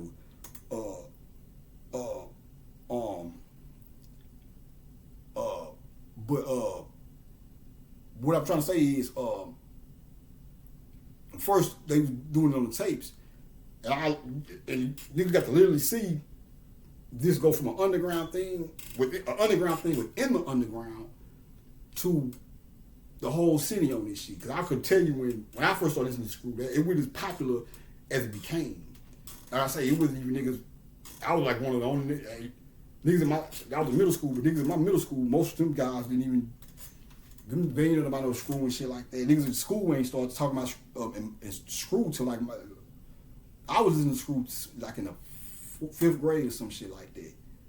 And niggas as far as school wise, like I ain't hear niggas in school start talking about Screw till like 8th grade or some shit like that. But I knew I was privy to it because I'm from the streets. So the average goddamn teenager, at least in Houston, well, it might have changed now, but I don't, you know, statistics and shit change, but you know, and that's a perfect example because shit changed. So y'all should be changed. Now when I went to school, I went to Island Middle School on Boone Road. That's key shit too.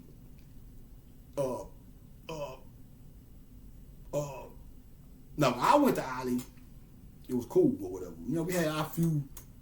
I don't even think I ever had a fight up there. My partner did though. But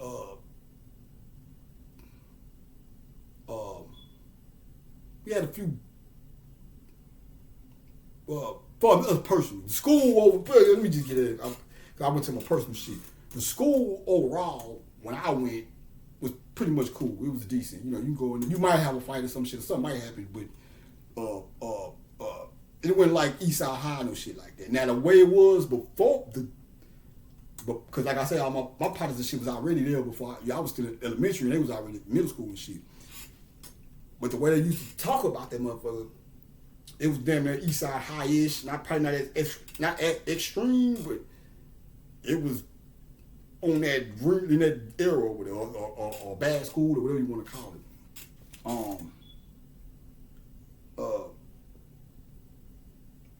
So Screw would have came out in that era, or would have got popping. It probably would have been different because it was more of a street element in the school. By the time I got there, it wasn't really that. It was straight. You look, really the most street dude. My partner, me, him. Shit, we were really like the only nigga that was running the streets. Me, I ain't even put him out there, but shit, man. That's a few other niggas though. Don't get me wrong. I gotta remember my boy C them. Yeah, them niggas. Yeah, there was a few niggas, but it wasn't just like that. You know what I'm saying? And I think them niggas was like that remnant of that last little remnant of what was there before I got there. You know, my partner was up there and shit. So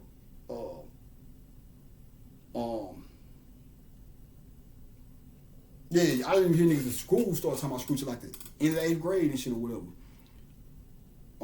So it spread it out or whatever, and it kind of set a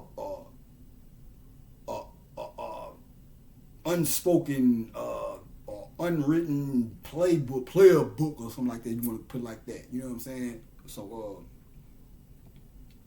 yeah, man. Yeah, that's what I was trying to say on that, man. But yeah, that nigga is the real deal. So like, you want to, if you just go back to the magic of the shit, if you want to get into some whole T shit, and study that deity too within itself. To go study the information on it. Go look up some Chinese mythology or something like that. I'm gonna put together a book list. Some of the shit I ain't read yet, but I'm gonna put together a book list to shoot y'all boys, man. But like I say, you say, well, how do I get in there? Well, go listen to some Big Mo. It's the little shit sometimes. So you be thinking it ain't always some old deep shit like, oh, I gotta go over here and do the spin around 3 times with all this old shit. Sometimes shit is just what it is. And pay attention to the way shit make you feel, which is what I'm doing right here. Because like I said, when I listen to it, I started to feel that feeling I got when I was growing up and shit. And sometimes that's what you need to get through this shit. Sometimes you gotta use that to loosen up who you are or put you in a more comfortable state of mind so you can, especially dealing with this knowledge of self shit, which is general life in general, period, though. So, yeah, let me, by the way, my spiel on Moyo, man, I got some other shit, I think I'm gonna say that shit for the book or something. I don't know how I'm gonna blend it in there, but even with the screw shit, I got shit I was gonna go ahead and do a video on, but I think I'm gonna put that in the book, though. That's kind of, someone telling me to put that shit in the book. But I'ma still speak on, I still got the other half of the school thing, but it's something I'm about to put in that book, though. I was just thinking about, I was like, man, this is some book worthy shit right here, man. You gotta go have to sit down and read some of this shit, man.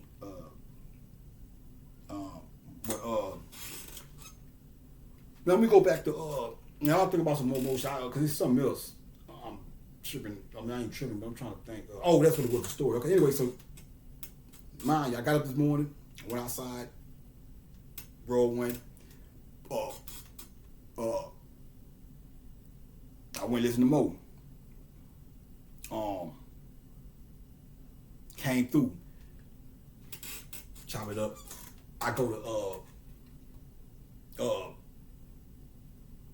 first thing I'm sitting there laughing at I can't leave drink alone. And then go back to that song. What he's saying is real. So, and that's what I was trying to say about how using it as a cautionary thing. That's what I was trying to say. You can kind of look at that song as a cautionary tale. Meaning, he's sipping drink. He telling you he sipping drink, but he also showing you pretty picture what he's saying. He's telling you how much he lit. This shit is addictive. That's what he's telling you or whatever. So one have to ask themselves, or say, okay, do I want to take a chance of being that addicted to this shit like he is? Which is his thing though. If you know how to do what you do, that's you. Like I said, niggas knew you supposed to drink a lot of water. Shit, I can't remember the cause of death though. But I think he had heart problems like that. But you can even look at that as this shit nearly like right now because this shit is so high now. You can't even really. I don't know what the fuck niggas drink. I know you got the brain and all that shit, but you can't even afford that shit now. But which is hypothetically speaking, you really use that because the niggas really talk about being a codeine fiend on shit. All I say when he tell you this shit, he is not bullshitting. So but anyway, so I'm laughing and shit. I was like, okay, that's the I said he's a big boy, Santa Claus, jolly, got the humor in that shit. When you listen to the tracks on that album, it sounds like a kind of cartoonish to a certain degree, but not cartoonish to the point where you wouldn't take it serious, but it got a melodic kind of feel to it. Some more Oompa Loompa type shit. Even when you listen to the Oompa Loompa, that's just, he got the, see, that's probably why they chose the Oompa Loompa video, because when you go listen to Purple stuff, it got that sound to it. It ain't just a nigga with some Oompa Loompas in the video, it got the kid sound, like, hold your hands high, even with the, oh yeah. You gotta really hit that shit. Like, we want to raise cool in your shit. Like, you can't do it like I'm just, you know, like I said, the camera come on. You get, you know, niggas cool come on and all that shit. So, yeah, I ain't hitting that shit like I was hitting it by myself. But, hey, I got a little dance I do with that shit. I do that shit there. But, whoa, yeah. Now, I'm telling you, man, you gotta get into it, though. When you do it, and when you hit that shit the right way and come from that stomach, you're gonna feel all that shit go up, man. With me, it's a little subtle because I'm used to cooling. I've been raising my shit since I was a kid and shit. So let's do that shit, man. This is an instrument. Your chakras and all this shit. You know what I'm saying? So but I'm gonna show you how I came to that conclusion. Now, mind you, I'm singing shit in my head all day. I watch what was. I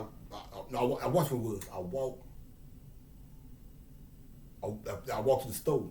When I walk to the stove, it's hot outside. So I have my tank top up. Like, would it be hot? I'm trying to, you know, work smash it in. No hole. I ain't talking about just walking around as a style or shit, but it's hot the motherfucker. Fuck the dumb shit. You know, I ain't want to just walk on, but there ain't nothing wrong with that. We do this shit back in the game. I don't know. Maybe I just got too goddamn. Oh no, but instead of taking my whole goddamn shirt off, I just put it right there with them. You know, just get a little breeze and shit. And you be like, well, what they got to do with anything? Well, that's the whole T thing. That's one of his attributes, the exposed belly. That's why you see some of the booty pictures with the stomach out of shit, right? So that's what that is. So mind you, I walk to the stove first, and then I walk to the stove first. I'm on my big mo shit, singing the songs and shit, chopping it up, all that shit. I'm not doing shit on purpose. Coming from the stove, my damn shirt up or whatever. So I come through the door, and that's when it hit me. When I came to the door, I looked down at my shirt. I said, "Oh shit, it's happening!" Cause I know about the shirt shit. I just wasn't thinking about it at the time. I said, "Oh shit, it's happening!" I look, man. Sat down, so I listened to the album. That's when the Kundalini shit. When one of the times I hit it right there, I said, "Oh shit, I'm bringing Kundalini energy with this shit." So And I say that's why I felt different, because it's like you have songs you be singing out there and shit, but this shit was different. It was something different about it, bro. I can't explain it. I could feel it, and I didn't know what it was until I sat down and hit that one time. I said, that's what it is. My fucking Kundalini energy raising up when I do this shit. That's why I keep doing this shit. So, that's the type of shit you gotta be in. You gotta, I'm saying, like Bruce Lee say, man, you gotta be like water, man.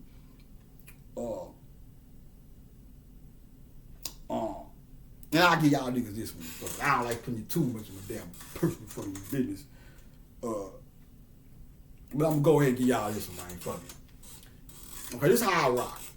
Now, I don't, you know, now if you sing, or if you got a wife and shit, or you got a husband, you can't, I'm not even telling you this as a, well, you'll see why I said it, but you probably can't do this show, you know. But anyway, this is how I rock. I get up, bro. I try to, like, drink some coffee, or eat, or whatever I'm gonna do. I gotta do all that shit first, then brush my teeth, because the way nigga be raised up is kind of backwards. A nigga get up and first thing you think you do is brush your teeth. So what a nigga do, go brush his teeth, eat breakfast, all that sweet shit in his teeth, and and then run out the door and do whatever you want to do, or go on about your day or whatever, or whatever. So what I start trying to do is, now if I had a wife or some shit, it'd probably be hard. You ain't gonna, or you got, you know, that'll be all the motherfuckers' face and shit. You know what I'm saying? And I should just don't be part. Really, your morning breath really comes from when you eat some shit the night before and go to sleep without brushing shit, some old shit like that. Not saying you can't get a little talk without that, but that's for the most part. Cause all that shit sitting in your mouth or whatever. That's where the morning breath shit comes from. At least in my eyes, it's just my thing or whatever. How I look at it. So what I be trying to do is do all that shit, then brush my teeth, so I know, cause I know after I do that I'm gonna be good. You know what I'm saying? Until whatever, eat again or some shit or whatever, or go on by my day or whatever. So mind you, all this shit is, or I ain't just look. So I got up there, I was drinking some coffee and shit. I think I was reading or whatever, doing whatever I do. So that's when I thought about going to, had to go to the store or whatever. So I hopped up, put my shit on, and I got to the door. Then I snapped. I said, hold up, I ain't brushed my motherfucking teeth. So I went back, brushed my teeth. Now when you think this nigga ain't coming through, I'm gonna show you right now. When you go listen to City of Syrup, on one of them songs, that nigga start off saying, whoever was last on the mic, the dude who smelled is still on the mic. Nasty, stinking mouth, or some shit nigga said, some old shit, some shit he said, I can't remember, but that was pretty much how he started the song out. Now, the thing with me and the teeth and all that shit happened before I even sat out there and started listening to him, whatever. So that's how I came back from the store when I was selling the porch, started listening to the album and shit. That's the thing. That's it right there. But that nigga, so you want to get into some whole tea and you go listen to that nigga, for starters or whatever. But I got some more shit I want to speak on with the Christmas thing. Go back to Christmas, just to show y'all. We got a little time. All right.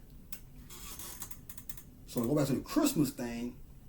Now, I'm finna show you where. The reason, the origins of the whole, and first and foremost, Christmas is December 25th, but it's it's celebrated pretty much how we do it now, the whole Christmas season or whatever. But it actually does go to like well, I'm gonna read this so you'll see what I'm going with. Let me see where we at with this right here.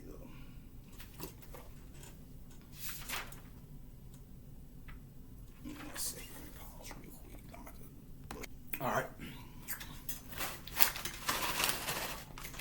This is ancient Egypt, light of the world. show you something.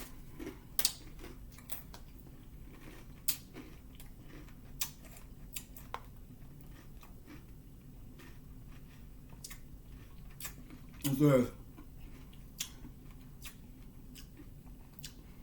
it has often been a matter of wonderment why the birthday of the Son of God on earth should be celebrated as a festival of unlimited gorging and guzzling. The explanation is that the feast of Christmas Day is a survival of the ancient Waka festival. Waka waka waka.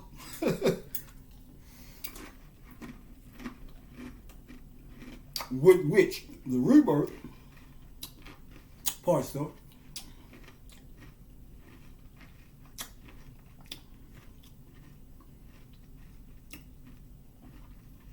I'm hungry.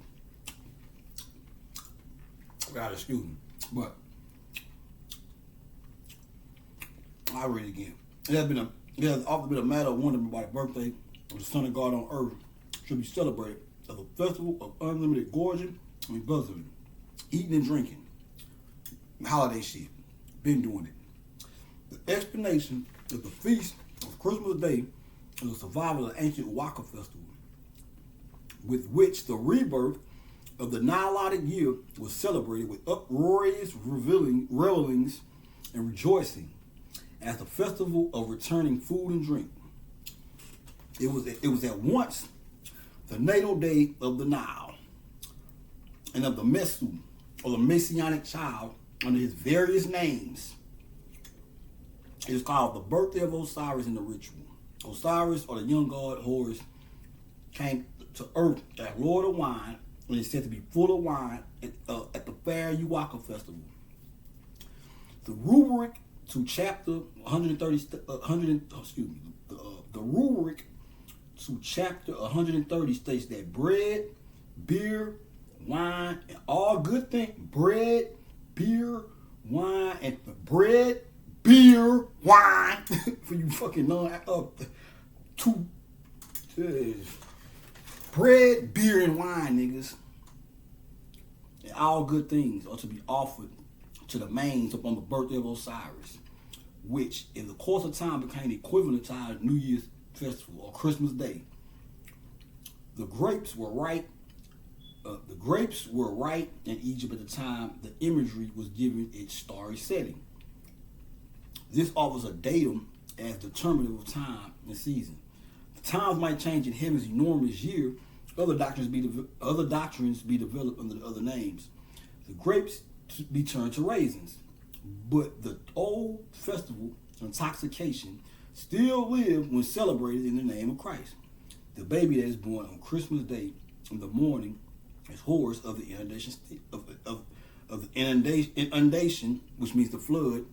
Still, like I said, flood. When you hear flood, they just necessarily talking about water. The flood is the flood of light too. You got the flood when the earth finally bounced off the sun, went into its orbit, and all the water that was in the bowels of the earth rose up to create the oceans and all that shit from the ice that was frozen during the process of creating this shit. And then you had the light that flood, the flood of light that I showed y'all with, when the whole surface was filled with gold. So, here we go here. The mythical idea of a savior child was Egyptian. This idea did not originate in the human child. The child was preceded by other types of eternal ever-coming youth. Each year, salvation came to Egypt with the waters, just in time to save the land from drought and famine. And the power that saved it was represented by the shoot of the papyrus, or the fish as the bringer of the food and drink which the salvation of the people depended. And the bringer of these was Horus the Savior, as the Mesu of the inundation. Water, flood, that's all together. We doing it. Horus the Jokon, who rose up as Orion, full of wine with cradle, with constellated cup. They have 7,000 gallons, of intoxicating drink. Not water, not Kool-Aid. Not Capri Sun. Intoxicating drink. for you two goody two shoe ass nigga. And this way, the birth of the child at Christmas and the rebirth at Easter kind of represent the keeping of time in a great year, which can be calculated by a twofold process, reckoning from the original starting point. I always tell you, you got to go back to the beginning, just like with our coaching all this shit. You want to know, get a better understand how we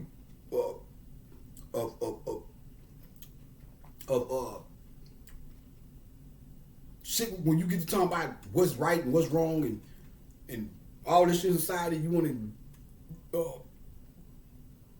find out. You got to go back to the beginning and how shit was done before shit got fucked up. You gotta go all the way back to that. There's certain shit you can use from back then to correct what's going on now, because a lot of shit that's going on right now that fucked up. Because we ain't doing some shit that we did back then.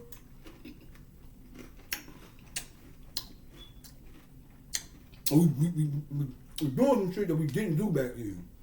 We doing something in a way that was different than when we did it when it didn't cause no problem. Whatever that may be. So, one of those, this way the birth of the child at Christmas and the rebirth at Easter came to represent the keeping of time in the great year, which will be calculated by a twofold process of reckoning from the original starting point. On the one hand, the lapse of time in the course of precession is 5 months. The equinox passing through 5 signs. That is, from July 25th to December 25th. Is where probably Christmas from July shit come from. On the other hand, the time taken for the equinox to travel through the 5 signs, the exact equivalent in the great year to the 5 months lapsing in the solar year, 365 days. Let me see, I don't want to get too hard. The reckoning has to be made one way by the lesser year from July 25th to December 25th, in accordance with natural fact. The other way, it has been computed on the scale of the great year, on the scale of the great year in the cycle of precession. The total Iusas is at the solstice at Christmas. And on the other hand, we are landing with the birthday or rebirth of Iusa at Easter, when the equinox was entering the sign of the fish, about 225 years, the time that has been falsely dated. I'm gonna stop right there. I'm gonna give y'all this too, guys. Show you something. I shouldn't be working. Okay, Jesus fed niggas with fish and bread, right? I'm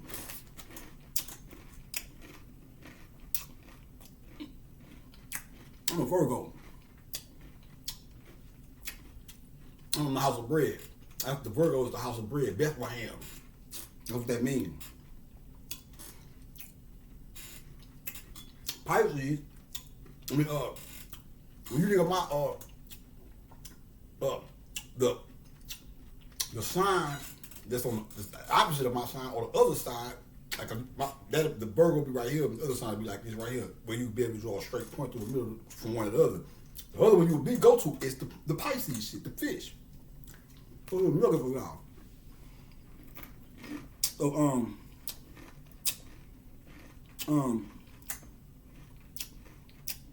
I didn't tell you yesterday.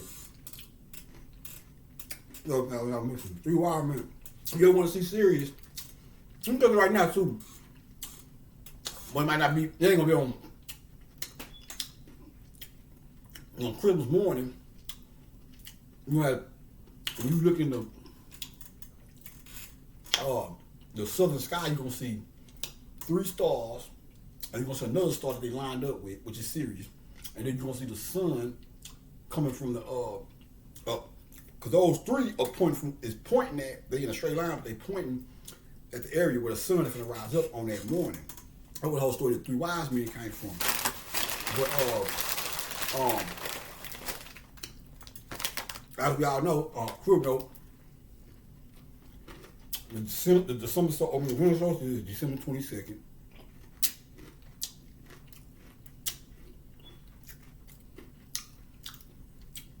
That's the 3 days. The 3 days between the 22nd and the 25th, or the 3 days where the sun is seemingly not moving, or it seems like it's in the same spot or whatever.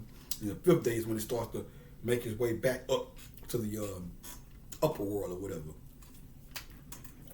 Or the sun or the earth starts to travel back down or whatever. So,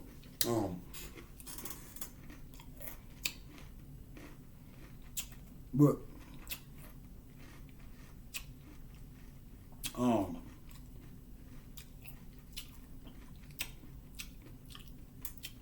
what they're telling you right there,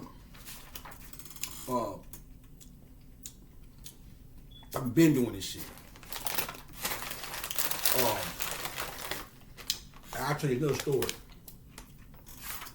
When I first got I was locked up, and I first started getting all this information. I never got into that area of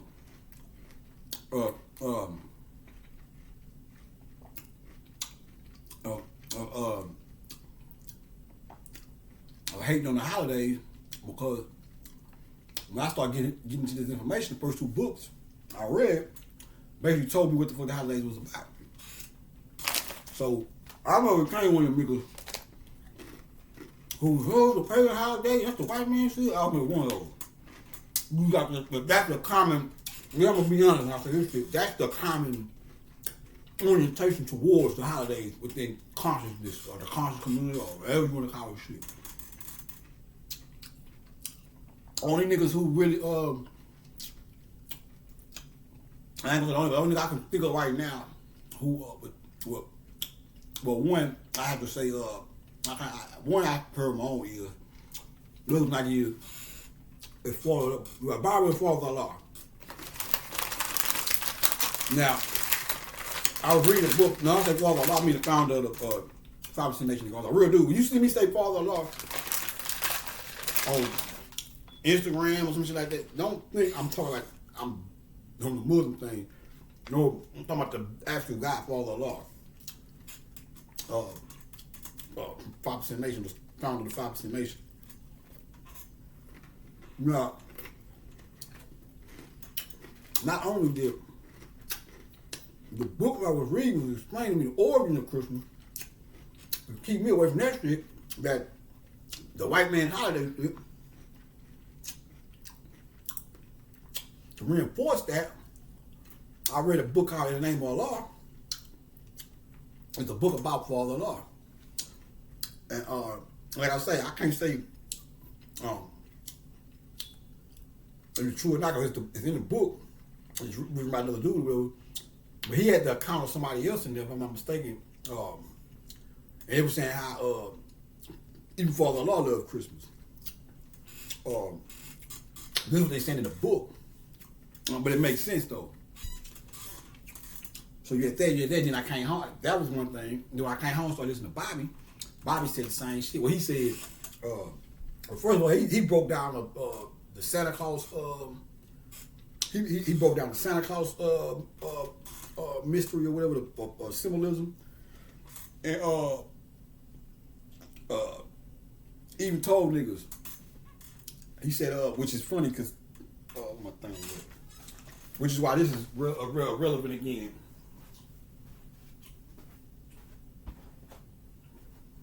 Right here, my little Christmas present I got for my damn self. But yeah, the ice cone, the snow cone maker. One of my favorite gifts when I was for Christmas when I was a kid and shit. So but he was saying he was even speaking on that Christmas spirit. And he said he said he was walking he said he was walking down the street somewhere. And he said he walked somewhere, he walked by a store or something, and they was playing that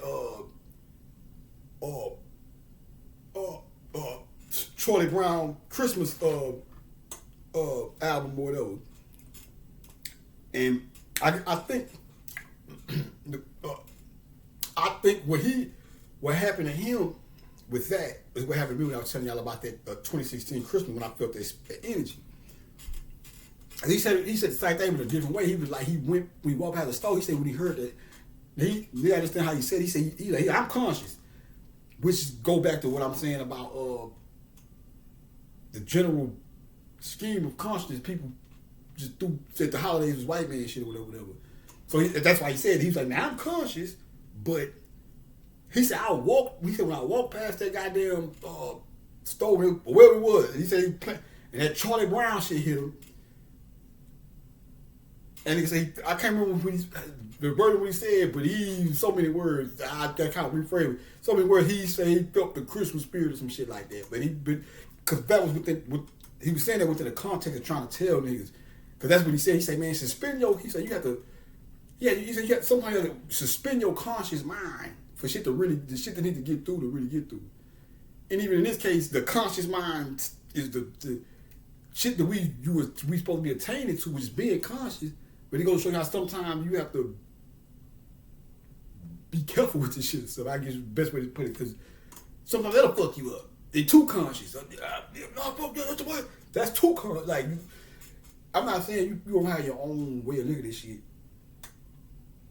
But if you come to me, if you say you conscious or whatever, and you one of those, if I come and tell if we both conscious, right? And you see I know some shit, you know some shit, whatever. And I come to you one day and say, hey man, Christmas is good. Man, it's the white man pagan and woo. First and foremost, just knowing my level of consciousness, you should take, not saying you gotta believe me just because what I'm saying. I mean, just because it's me saying it. But at least, if you understand I'm on a certain level of consciousness, and I come tell you this shit, you should at least be like, okay, let me at least check it out. Some people won't even do that. They gonna just stand in it, and you wanna know why? Once a nigga go find out that truth, they gotta look back at all that shit they were talking about Christmas and face it, which ain't a big deal. Everybody make mistakes. We all wrong sometimes. But you'll be surprised how many people hold on to shit that really don't make a difference just so they don't have to say they was wrong. They'd rather just keep going. Sometimes you gotta face the fucking music, man. You know what I'm saying? Like, so I would say the smartest niggas of whatever conscious world, they listen to me, they understand this shit, or should. If you don't get this shit, you still need to go back. You need to do something. I don't give a fuck what kind of neat tricks you doing. You still need to go back and do some basic shit. You don't get this shit. You don't understand the importance of Christmas after you hear this shit. And I ain't even get on the personal level with it. It's some personal shit too. It's all our shit. Don't get me wrong, but it's like niggas be like, Santa Claus ain't real. I am real. The nigga say that shit now. It's like I can understand what you're saying. Like, ain't no white man coming out. Yeah, it's cool. That's right too. Ain't no white man coming out your chimney. And they go back to me. You supposed to be the Santa Claus in your own house, just like you're supposed to be the king of your own house, the Horus of your own, or whatever that shit is. You supposed to be that.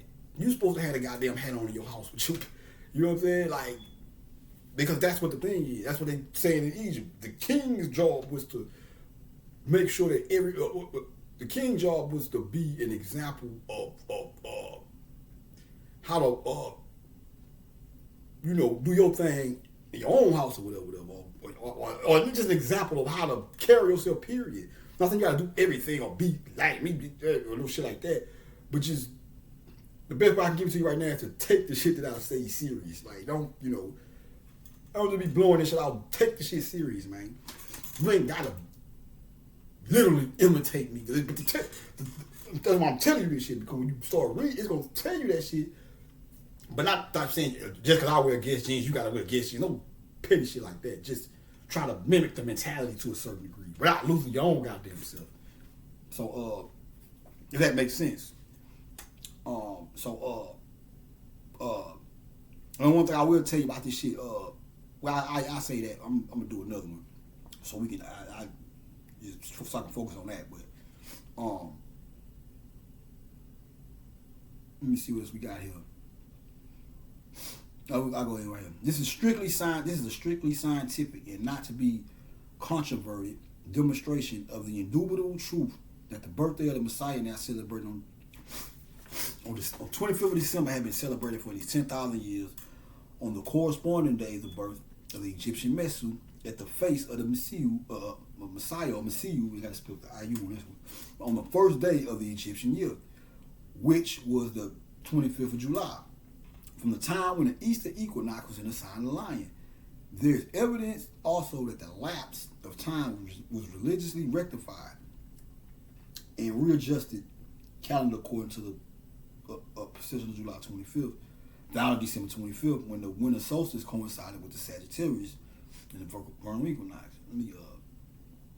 Because right now they're just talking about the shifting of the equinoxes and shit. So I'm trying to keep it, just bring it up December 25th, but then I'm trying to keep it Christmas or whatever. But that part right there, that's pretty much again. But let me get out this. I'm trying to keep it within the rims of the Christmas. Let me see something real quick. Okay, yeah, that was some shit I was really. This one, I kind of pulled up on this. I got some shit I already pages and shit I had already highlighted for this shit. Let me see what we get another. If that shit is even right, man.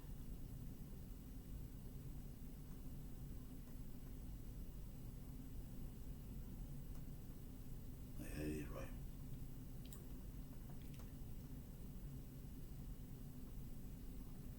I'll hit you with this one. Now bring it down to some more signs. It said, as we have seen, a great Memphian festival answering to the Christmas tide of later times was periodically Solomonized at the temple of Medinet Habu in the last decade of the month Choyak, December 20th to the 30th.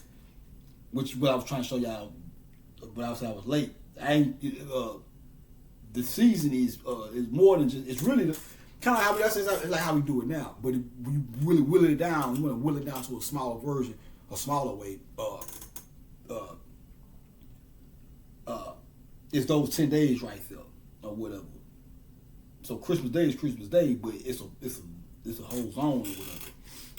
That's why I say don't necessarily. That's why you don't. That's why really you notice the Christmas feeling don't even kind of fade till like a couple days later and shit.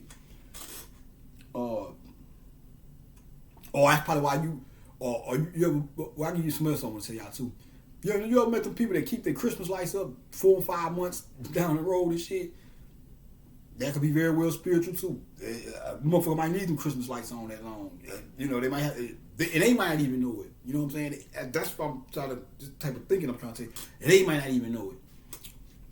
But they might be doing that shit because, and maybe they do know to a certain degree. Maybe they are aware of the merriness that comes from all the lights and all that shit, and they say, you know what, I'm gonna keep my shit up a little longer though. You never know, but that shit is real deal. We go with it. One day, the 26th of the month of December 24th was kept at the Feast of Sakari, the god who rose up again from the mummy, and this was the principal feast day of the 10. In all likelihood, the whole 10 mysteries were performed during the 10 days of the festival that was celebrated at Memphis. Prominent among these was the feast of the erection or re-erection of the tat pillar of stability. That's when. Let me get my rod. Oh yeah, my rod. My one told me I'm the one.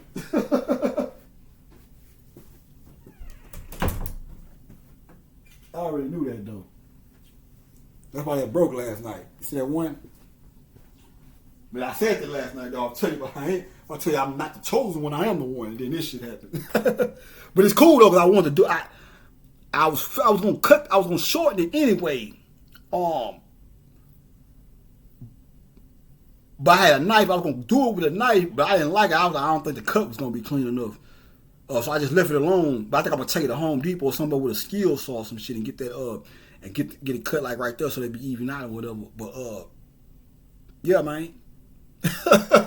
Boy, man, you niggas better popping out this bitch. What they talking about? But anyway, yeah. When they say resurrect the tat pillar, This is the backbone of Osiris, the Djed pillar.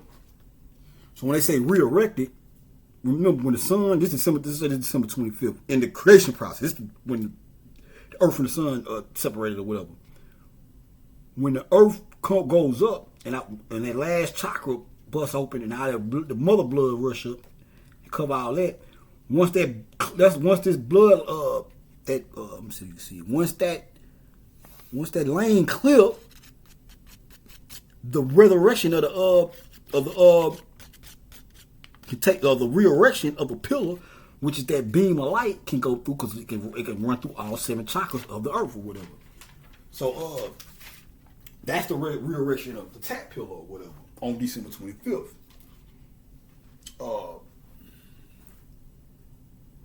So yeah.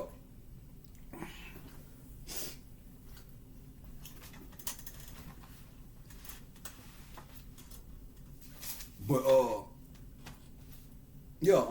so let me see, go back to that.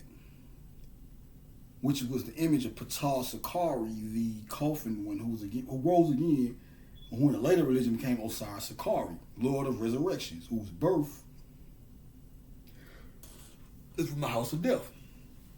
The resurrection of Osiris is like other doctrines, was based on realities of nature. Would appropriately be the resurrection of Osiris, which like other doctrines was based on the realities of nature, would be appropriately celebrated in the winter solstice.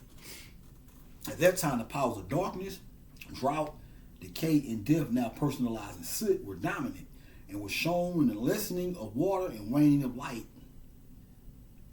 the light enfeebled sun, which is why it gets darker in the winter quicker or whatever. So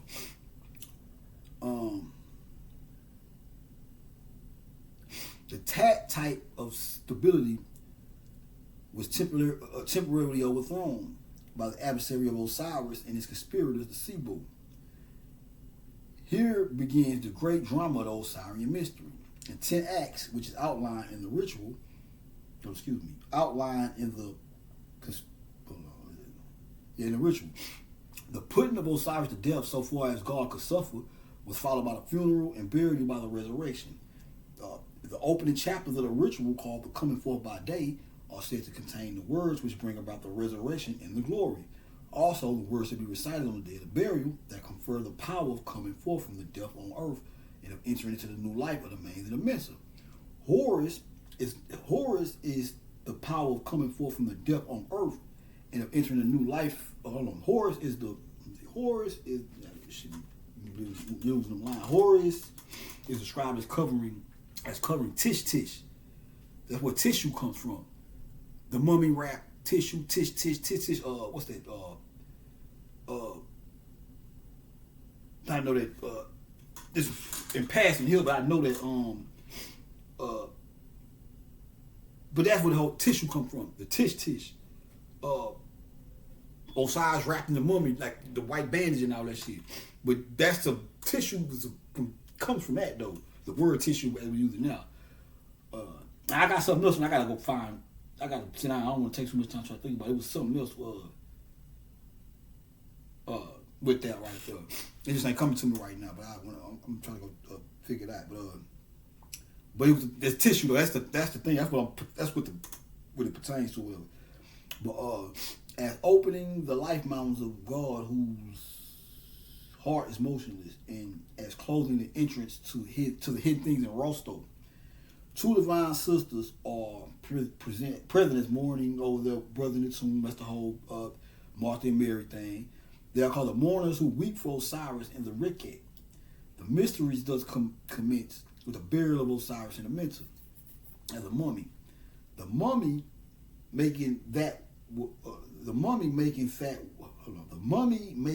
was first applied to preserving the bones of the human being and had been afterwards applied to the god or son of life in matter, imaged as a typical mummy of Osiris that was buried to await resurrection and afterwards from Amenta. In both phases is Osiris as in the god of matter who represented in the neither earth, or who is represented in the neither earth. So let me see. We got that one.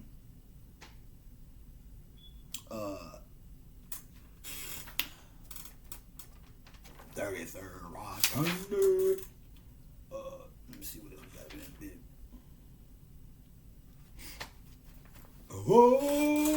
Whoa, yeah. That boy, that big boy, man. That nigga, man. But yeah, when that nigga said that shit about cause on that freestyle though, he was like, I'm talking about Big Mo. On the freestyle, I can't remember, he was like, but I'm a ball fade with the clip, you can hit me on the hip. That's something too. But like I said, I came here, did the then when he said that first thing came to my mind, was that goddamn Lu Dong Bing or Lu Tong Ping, and he got Lu Dao Bing or something, Lu Dong Bing or something like that. It was Lu Tong Ping though. That's the Asian guard barbers. So let's just say you was a barber, or you cut hair or whatever, and you hearing this. You would study him and call him, and he'd help you with your career or some shit or something like that. You know, that's the way you got to do this shit. I was trying to tell y'all yesterday about the, I'm glad I brought it up because I didn't finish it off yesterday. But when you do shit for like a money ritual or whatever, it's good to have something that you do that shit, or it don't hurt to have something you do, to generate that shit.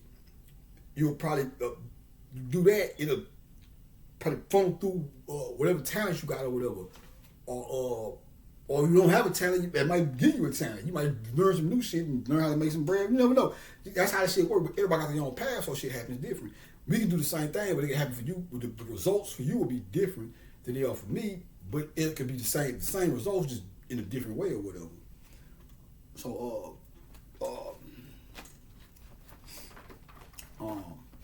there's something else in here I want to say about Christmas, man.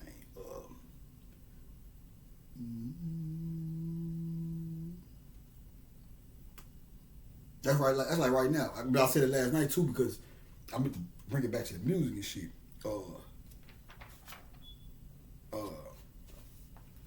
Now I've done money rituals and shit, but when the shits work.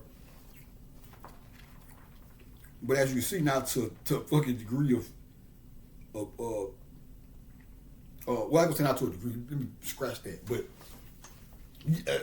I'm not riding around this motherfucker with my car's. I'm trying to get that, but we just put it like that. Yeah, cause like I said, I don't. If I could, my damn car would be sitting out there not moving. We just put it like that. But I could see. And I ain't even put that on no money ritual. That's just creative. I deal with the type of deities too, just creative period. That's why I say it ain't just about money or whatever and shit like that. But I do say that because I know how niggas is. But I can see the spirit shit manifested through, which I told you. I tell you, I be telling you about the beats and shit that sound like different shit I never heard before. But the shit comes through with talent too. So when you get into this shit, you got a talent. You know, I have sports and shit too, but when you got talent like music or acting or some shit like that, or something like that, of the arts or whatever, I would even consider that shit or sports and shit art too. But like I ain't trying to ostracize, but I guess I'm speaking more so. But anything though, like I say, sports too. Though, don't get me wrong. Whatever the fuck you do, if you whatever you do for a talent or whatever, it can manifest through that in some kind of form of fashion or whatever. So it's kind of some of the ways you have to look at it or whatever. I'm just trying to show you multiple ways of dealing with this shit, because it ain't just, everything ain't just linear around this motherfucker. Just like I'm telling y'all about the joke, I mean not but the tea brushing thing. Now, if you're a linear thinker, if you just straight linear, you would understand that as him talking to me. Niggas made that album way back 2000. And like I said, I don't know more personally, you know what I'm saying? But made that album way back then. So the way that synchronicity right there worked is damn it just like him. It was like him joking with me. Like he was joking with your homeboys and shit. But it ain't like he joking with me, like he here with me and he oh nigga, you forgot to brush your teeth. Oh, it ain't like that. It's that, but it's not that. He ain't in a physical to do that. So the synchronicity of how that shit happened is how it happens for him on the spiritual side or whatever. But you're not gonna understand that. You think everything is. You ain't gonna see it as a moment. You just gonna look at it and say, oh, that nigga just, oh, it was just a coincidence. So no, that's cause when it happened, when I finally snapped at that shit, it was damn like a nigga joking with me right next to me when I finally put all that shit together. I'm just trying, give you niggas a sense of what this shit is like and how you have to look at it. You have to think. You ain't gonna get worried about it. You ain't gotta go out and tell motherfuckers everything you learn. And even though people is getting to the point now where those conversations are getting easier to have because more people are waking up or whatever. But you ain't gonna get this shit worried about what a motherfucker thinking. I know the average motherfucker hear that shit. I think that's weird. Or a lot of shit I say, oh, nigga, they don't pay attention to all this shit. They'll be like, that niggas a quack and all that old shit. But that's bullshit. You gotta think outside the box with this shit. You know what I'm saying? So that's how this shit work. You ain't gonna get it. You see that by just how I'm telling you. I'm telling you how niggas. You got conscious niggas who's supposed to be about the knowledge and shit and about our history or whatever. But these just can't even let go of the fact that this shit is not white people shit. Like, because they can't think and these niggas they can think out the box. Just to come into just really to get into the conscious realm of these niggas be in, you have to think outside the box to do that. But it goes to show you it's show you the work you gotta put in. Cause even niggas who it be niggas that nigga know his shit, but he don't know that he fucked up when he come to holidays though. He still think that's the white man shit. I ain't talking about nobody in particular. This just I can show you multiple examples of that shit. But you gotta even when you get in this shit, even when you get in the conscience, you can't be thinking just cause a nigga over here said it ain't true or he ain't doing it like that. You might be the nigga that's the brick cutting edge around this bitch or whatever. So I just try to explain this shit, man, from my experience to the best of my ability, man. So yeah. I'm trying to find that other joint. What you want from me? What you want? Let me see. Okay, we go there. I just read that. Give me 1 second, bro. My nose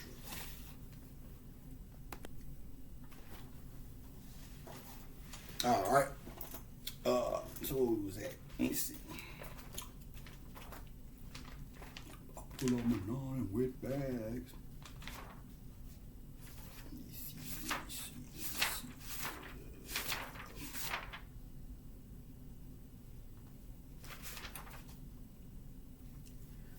Alright, each y'all with this. You got about what? I want to make this like a 3 hours. We got 30 more minutes. Alright, let me see. The Egyptians celebrated their festival, the resurrection every year, called the Feast of Ptah Sekhara Osiris in the month of Choyak, which is November 27th through December 26th, or whatever, in the Alexandrian year. So, the rite is the otherwise known as the erection of the tap pillar. Ehrman recovered a description of the festival of the Theban tomb. Of this, he says, the special festival was out of all greater importance because it was solemnized on the morning of the Royal Jubilee. The festivities began with a sacrifice offered by the King Osiris, the Lord of Eternity, a mummified figure wearing a tap pillow on his head. It lasted for 10 days from the 20th to the 30th of the month of Choyak, the 26th being the great day of feasting. The royal endowment, and that shit, which is it probably got something to do with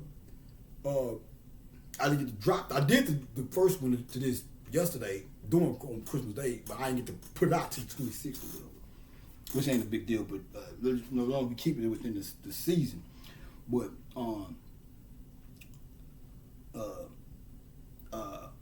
the 26th being the great day of feasting. The royal endowment of the temple at Medinet Habu for the 6th day of the festival included 3,694 loaves of bread, 600 cakes, 905 jugs of beer, 33 jars of wine. And that shit probably got, I ain't did the breakdown on that, but I probably could figure that shit, while those numbers and shit, I can figure that shit out, I just ain't done it yet, but this was the great day of eating and including drinking, this was the great day of eating and drinking corresponding to our Christmas, gorging and guzzling, but on the 22nd of December instead of the 25th of a drinking corresponding to our Christmas gorging, instead of the 25th of a what somewhere later period. The festival was devoted to the god Osiris Ptah Sekhara, who had been dead and was alive who had been dead and was alive again, cut in pieces and reconstituted with his vertebrae sound and not a bone of his body found to be broken or missing. The festival of the 6th day is clearly the Hakara festival. The Hakara feast that was celebrated on the 6th night of the 10 mysteries. Moreover, the 10 days of the festival that was sacred to the god Osiris Sekhara are also in agreement with the 10 nights of the mystery. In a scene copy from the Theban tomb, the noble pillar of the tack cross is to be seen lying pronely on the ground where it had been overthrown by Sut and Sebo. Or the Sebo. Sebau. Probably Sebau is Sebau. But the object of the festival was celebrated that the object of the festival was to celebrate the re-erection of the tack and turn the cross of death once more to the cross of life as a symbol of resurrection. Now I'll tell you, I fuck the dumb shit. I'll tell you niggas right now. I know I did that. Cause you can wear a conscious nigga can wear a cross now, and I'll get it. You know what I'm saying? You know, we come with that cross. You know, we automatically associate that with Christianity. Yo, the white man holler. It's like, yeah. I mean, the white man's religion or whatever. That's the first thing. It's like, but this shit I've been doing with the creation of the earth shit to show you can do that shit. That ain't everybody. Then you got regular Christians that way, and they just doing it because it's a regular Christian thing or whatever, or so they expect. But I showed you what that shit mean, as opposed to him it just being some shit a nigga got hung on or some shit, which is some bullshit too. Not the bullshit, but that was the story they gave you was based off of this right here, the Osiris shit. No fucking nigga hung on no fucking cross and shit. But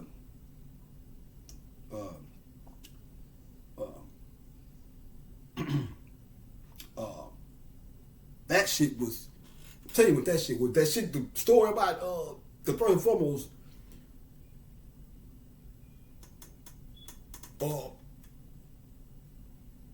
that shit is probably more so. That story that they was, when you see Jesus, or any of them stories with Jesus, the Christianized version of it, because all that shit was some symbolism or whatever. But that when you see old movies of Christianity where they don't get me wrong, the cross on the symbol is Osiris shit, but it's representing the earth, the crystallization of spiritual matter, of the spiritual energy, period. But with that cross, when you see just say you look at a Christ story or whatever, Jesus story or whatever they give you, you see him on the cross, they show you the whole scene and shit. That shit you see when you watch the movies, that's more so talking about what they was doing, the Romans was doing to niggas who was still kicking the real shit when they was trying to get the fake shit popping. That shit was more so pertaining to that, as opposed to some nigga, the dude doesn't get put on the cross. Because they tricked you with. They make you think Christ come down here to get fucked up. I came down here and go through my bumps and bruises, but the ultimate thing was to come down here and kick ass, if anything. If anybody gonna get fucked up, it's gonna be somebody else. The white folks, whoever you want to put that shit, it ain't me. Because that ain't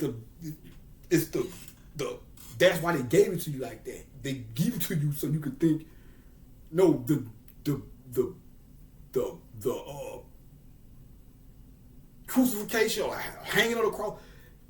That shit symbolizes all this shit we've been through, the lies, damn reputation sabotage as a whole people. That shit represents all that. What the fuck are they gonna come back down here for and not do something? It don't make sense. Like and then they don't even go in accordance with the original story, which is the Heru story. Heru come, when you see the Jesus thing, they're confused. When you get to read Heru, he don't come down here to get fucked up by niggas. He come down here to put a cease to that bullshit. I ain't come down here to die like Pac because I talk conscious shit. No, I came down here to be the reason niggas can talk conscious shit and not die like Pac again. And that shit, man, yo, that's what I can't fuck. I don't know what the fuck these niggas are. But you do go through shit in life and shit, you trials and tribulations and shit, but I'm telling you the grand scheme of things around this bitch, because that's bullshit too. That shit is what'll have you, if I was but it can't happen like that, because I am what I am. But when you take it out of me, that's the type of shit, that ain't nothing but another, what they did with the cross and all that shit with Jesus, they ain't nothing but the same thing they did with Martin and Malcolm. Or the agenda was the same. They killed Martin and Malcolm to try to curtail or keep as many people as possible from thinking like them niggas. Or at least Malcolm in so many words. They did Martin because they didn't know what he was going. They seen he was seeing the bullshit or whatever. He started seeing the bullshit or whatever. At least that's just my way I view it or whatever. But that's the whole thing. So when you tell you that story, because they were doing it for the same reason. When you go back to the actual shit that really was happening on Earth with the Romans and all this shit. We hear about them feeding Christians to the lions. They got the story twist. Well, they got it backwards. They was feeding motherfuckers who was trying to tell niggas, hey, them motherfuckers lying. They got that shit from us, and they trying to do this with it, and them was the niggas they was fucking out, hanging on crosses and shit. That was the literal shit of it, but it still coincides with the story because it's the them niggas that was getting, the Christians that was getting killed or whatever. They was representing that last remnant of truth, so they represented the Osirian thing and all that. But that shit, even that right there, even with that, when the Romans was hanging the Christians and shit, that's the way it had. That's the, if you want to take it back to the Camite mythology, that era or whatever, it'll be a perfect thing to look at, because them niggas was getting hung for the truth. They was actually getting put on the cross and fed to the line and all that old shit. That and all this shit, slavery and all this shit we came up to, all that shit is the hanging on the cross on a general scheme, or the sacrifice, whatever you want to call it. We fell asleep and had to wake up. With Christ, the return of Christ is the avenging of all that shit. And I got it all right here. I ain't just saying that shit. No, it's all right here. A nigga coming back down here how the fuck they gonna come back down here to save some shit or help? Really, how you want to do it? Because some niggas, to do the damn thing, and they come down here and suffer the same shit. The niggas you supposed to be avenging, but come on, man. All that shit was the same reason they killed Martin and Malcolm. Same reason hanging them say they was killing Christians or whatever. That's the same reason they present that story from to give you misinformation or whatever. But I just want to share that shit.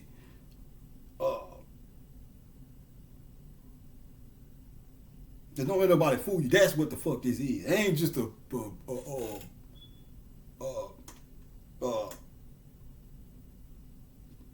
I'ma just go. I damn near start getting mad. I don't know why. Let me go. Let me get out that shit. Let me see. Anyway, but yeah, that's bullshit. That shit is to keep niggas from getting into a conscious mind state or some shit or whatever.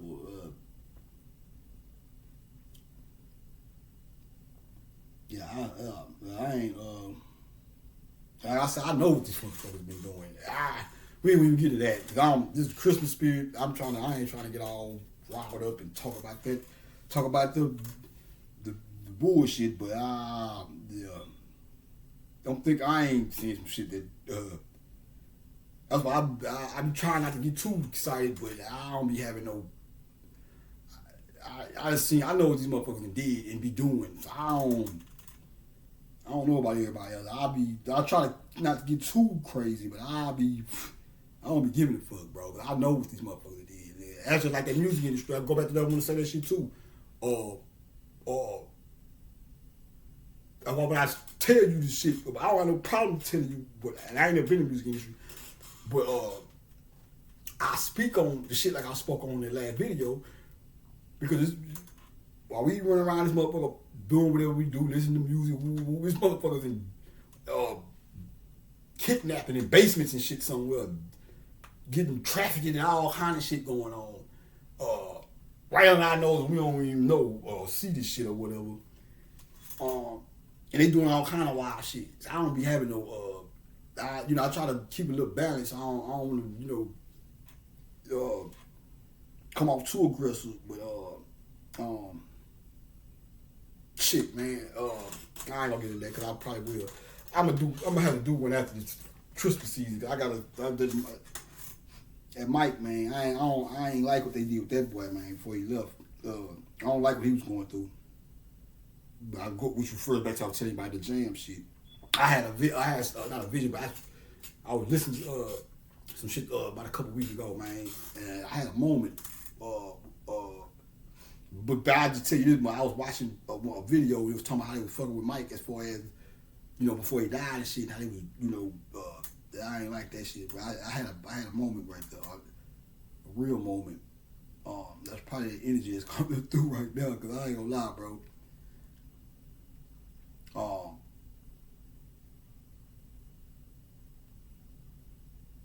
I know it may not be the 1950s and shit, and it ain't I'll talk about it. Fuck it. But anyway, he got some more of this Christmas shit, man, and we're gonna wrap this one up. I might do another one. I might wrap it up. I ain't sure. I gotta see what else. What we doing on the time? Let me see. All right, let me read this. The Christians celebrate the birth of the divine babe at Christmas. This is just random. Anything I see with Christmas, I'm just checking it out and see where we go with it. But the Christians celebrate the birth of the divine babe at Christmas and the death and resurrection at Easter. Whereas the birth and death were commemorated at the same season in the Egyptian mystery of Ptah, which goes back to the 3 days represented the 3 days of the sun being buried, or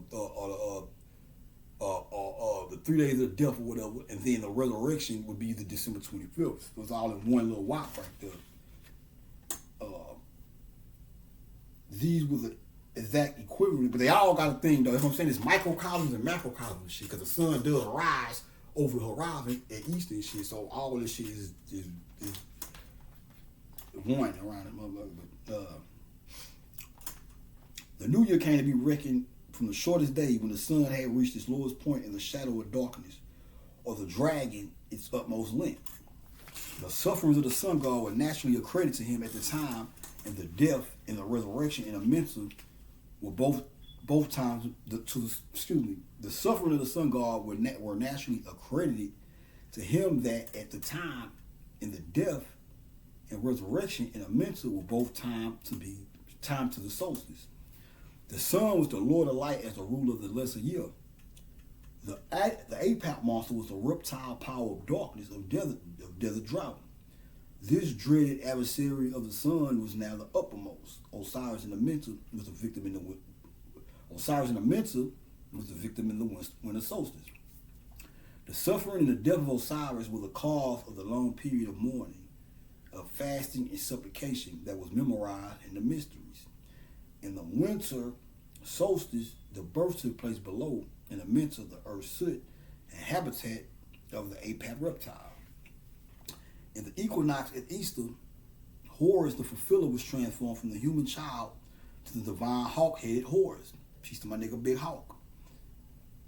who rose from the underworld as a spirit of life and light and food, and who was then the refleshed or reincorporated anew on earth.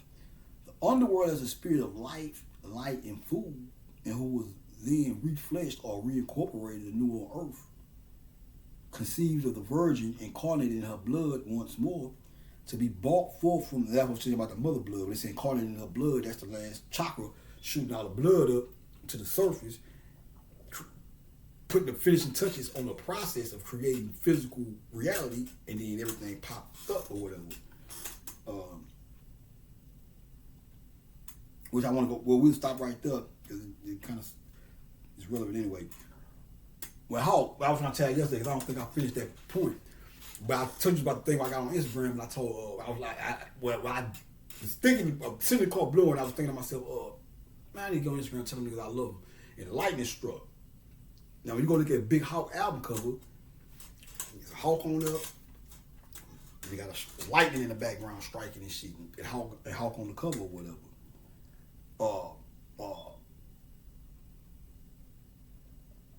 Now, if I was a gambler, man, I would, like I said, cause I don't know how, we just say commonly, he's not commonly known to be conscious, or as we, but he's an intelligent nigga. And I know he had a sense of blackness, though, whatever, knowing who he is and shit, or I ain't gonna say knowing who he is for like horror and shit. I'm just saying, me like a general conscious, like general knowing that we just say you could tell he was a nigga that knew that had some sense of conscience about him. He was an intelligent nigga. But when you look at his album called Under Hawk's Wings, right? When Isis protects Horus with her wings. That's the story. With him under the wings or whatever, right? So this nigga album cover is matching the fucking mythology or whatever. And I don't think he did that on purpose. He just was doing what he was doing. His last name Hawkins.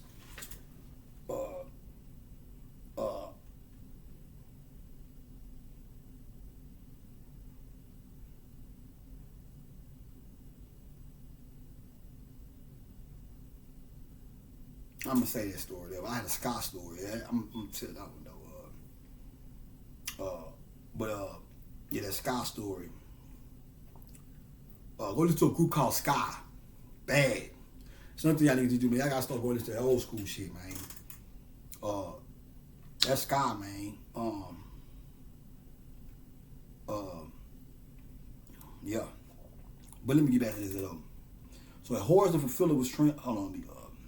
Hawk-headed Horus, who rose from the underworld as the spirit of life and light and food, and who was then refleshed or reincorporated anew on earth.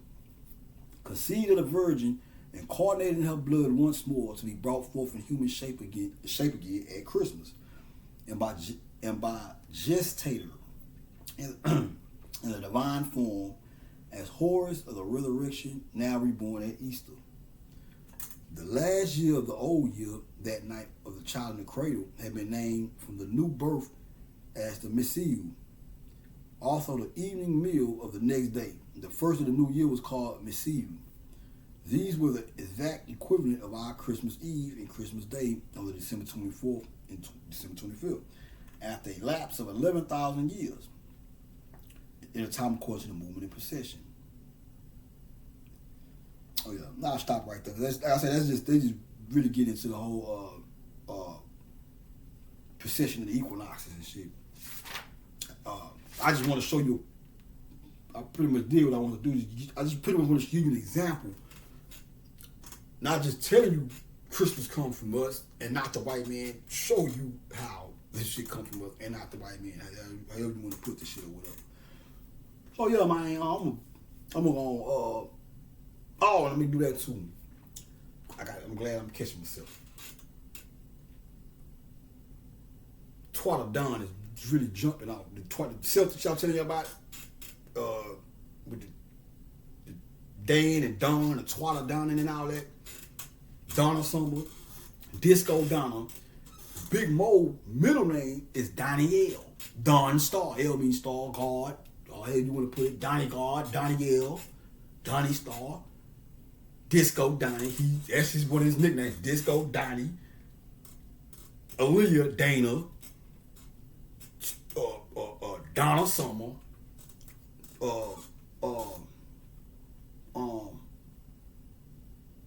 I'm trying to show you this shit is real. So I'm sitting telling you about the little people, the twa people and all that shit, and how we all that shit. I'm showing you right now. Even though we not little, I'm a little guy, but even though everybody not running around here the size of Oompa Loompa and shit,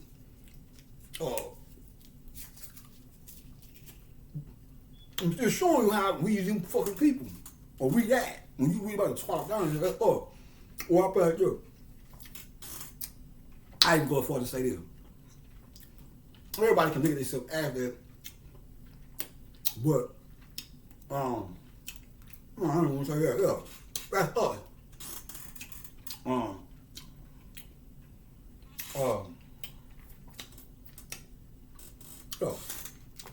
But then how this shit come together? I don't believe in type of conversation. Donna Summer, Disco Danny, whose middle name was Danielle, Oompa Loompas, Jolliest, Heavyset Big Boy, Jovial. I don't even think about some of the shit I've been learning about Donna Summer. I didn't even bring that shit. I was really talking no shit with that. I gotta get back in the hub. But yeah. Shit real in the field. And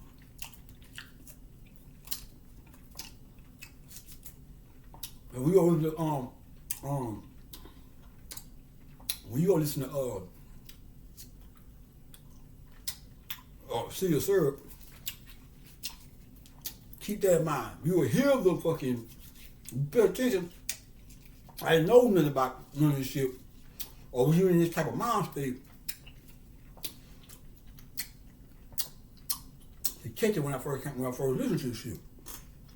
Now that I know what I know, and I go back to listening to it, our shit makes sense now. Our shit makes sense now. So yeah, I hope y'all enjoyed this here, man. I'm not been doing eating and shit. I've been hungry. I had an appointment for that. Well, I always do that with the popcorn and shit, but I guess nothing new. But yeah, man. I hope this can help you understand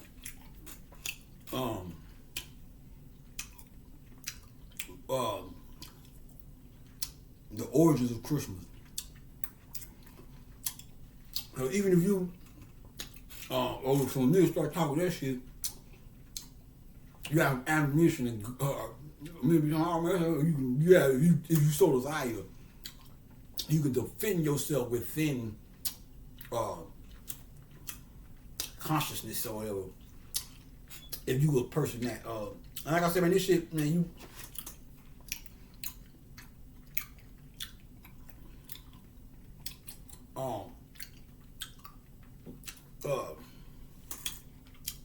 that's what it was.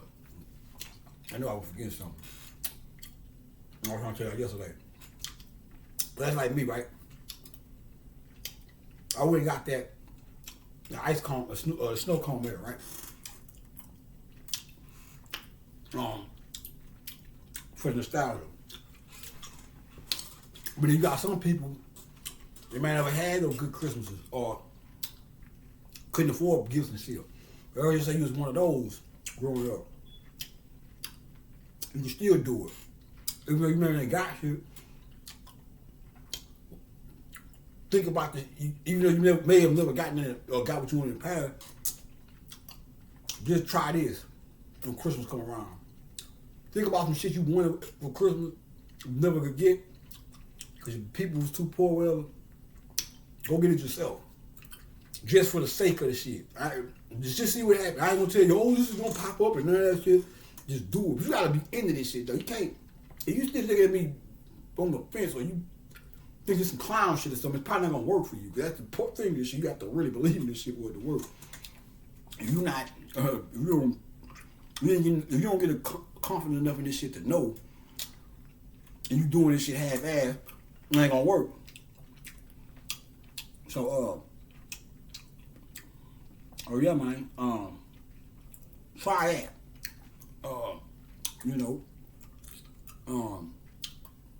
Some other shit we used to do. I don't know about everywhere else. Regionally speaking, but I probably do this everywhere. I don't know. I know I hear.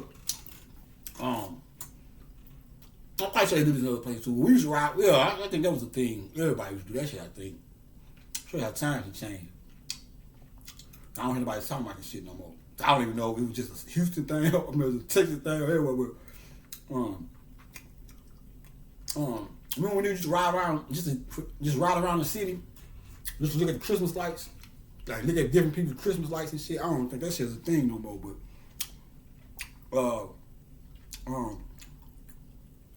that type of shit right there. Believe in the spirit of Christmas, and get it as it works. I'm telling you. But it ain't gonna work if you don't let it. You just real rigid with it. And you gotta be into this shit. Like, you gotta really be into it, man. So yeah. Shit, man. That pretty much do it, man. I can't really think of too much more I want to speak on right now. Hopefully, I ain't forgetting nothing. But let me see. I mean, shout out to the Mo family too, man. I say, we ain't trying to ruffle no feathers. I had to speak on this shit. So that nigga the real deal.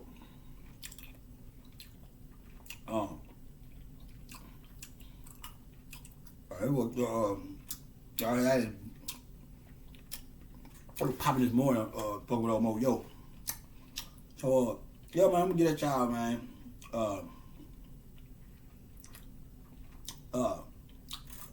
Y'all just be like, man.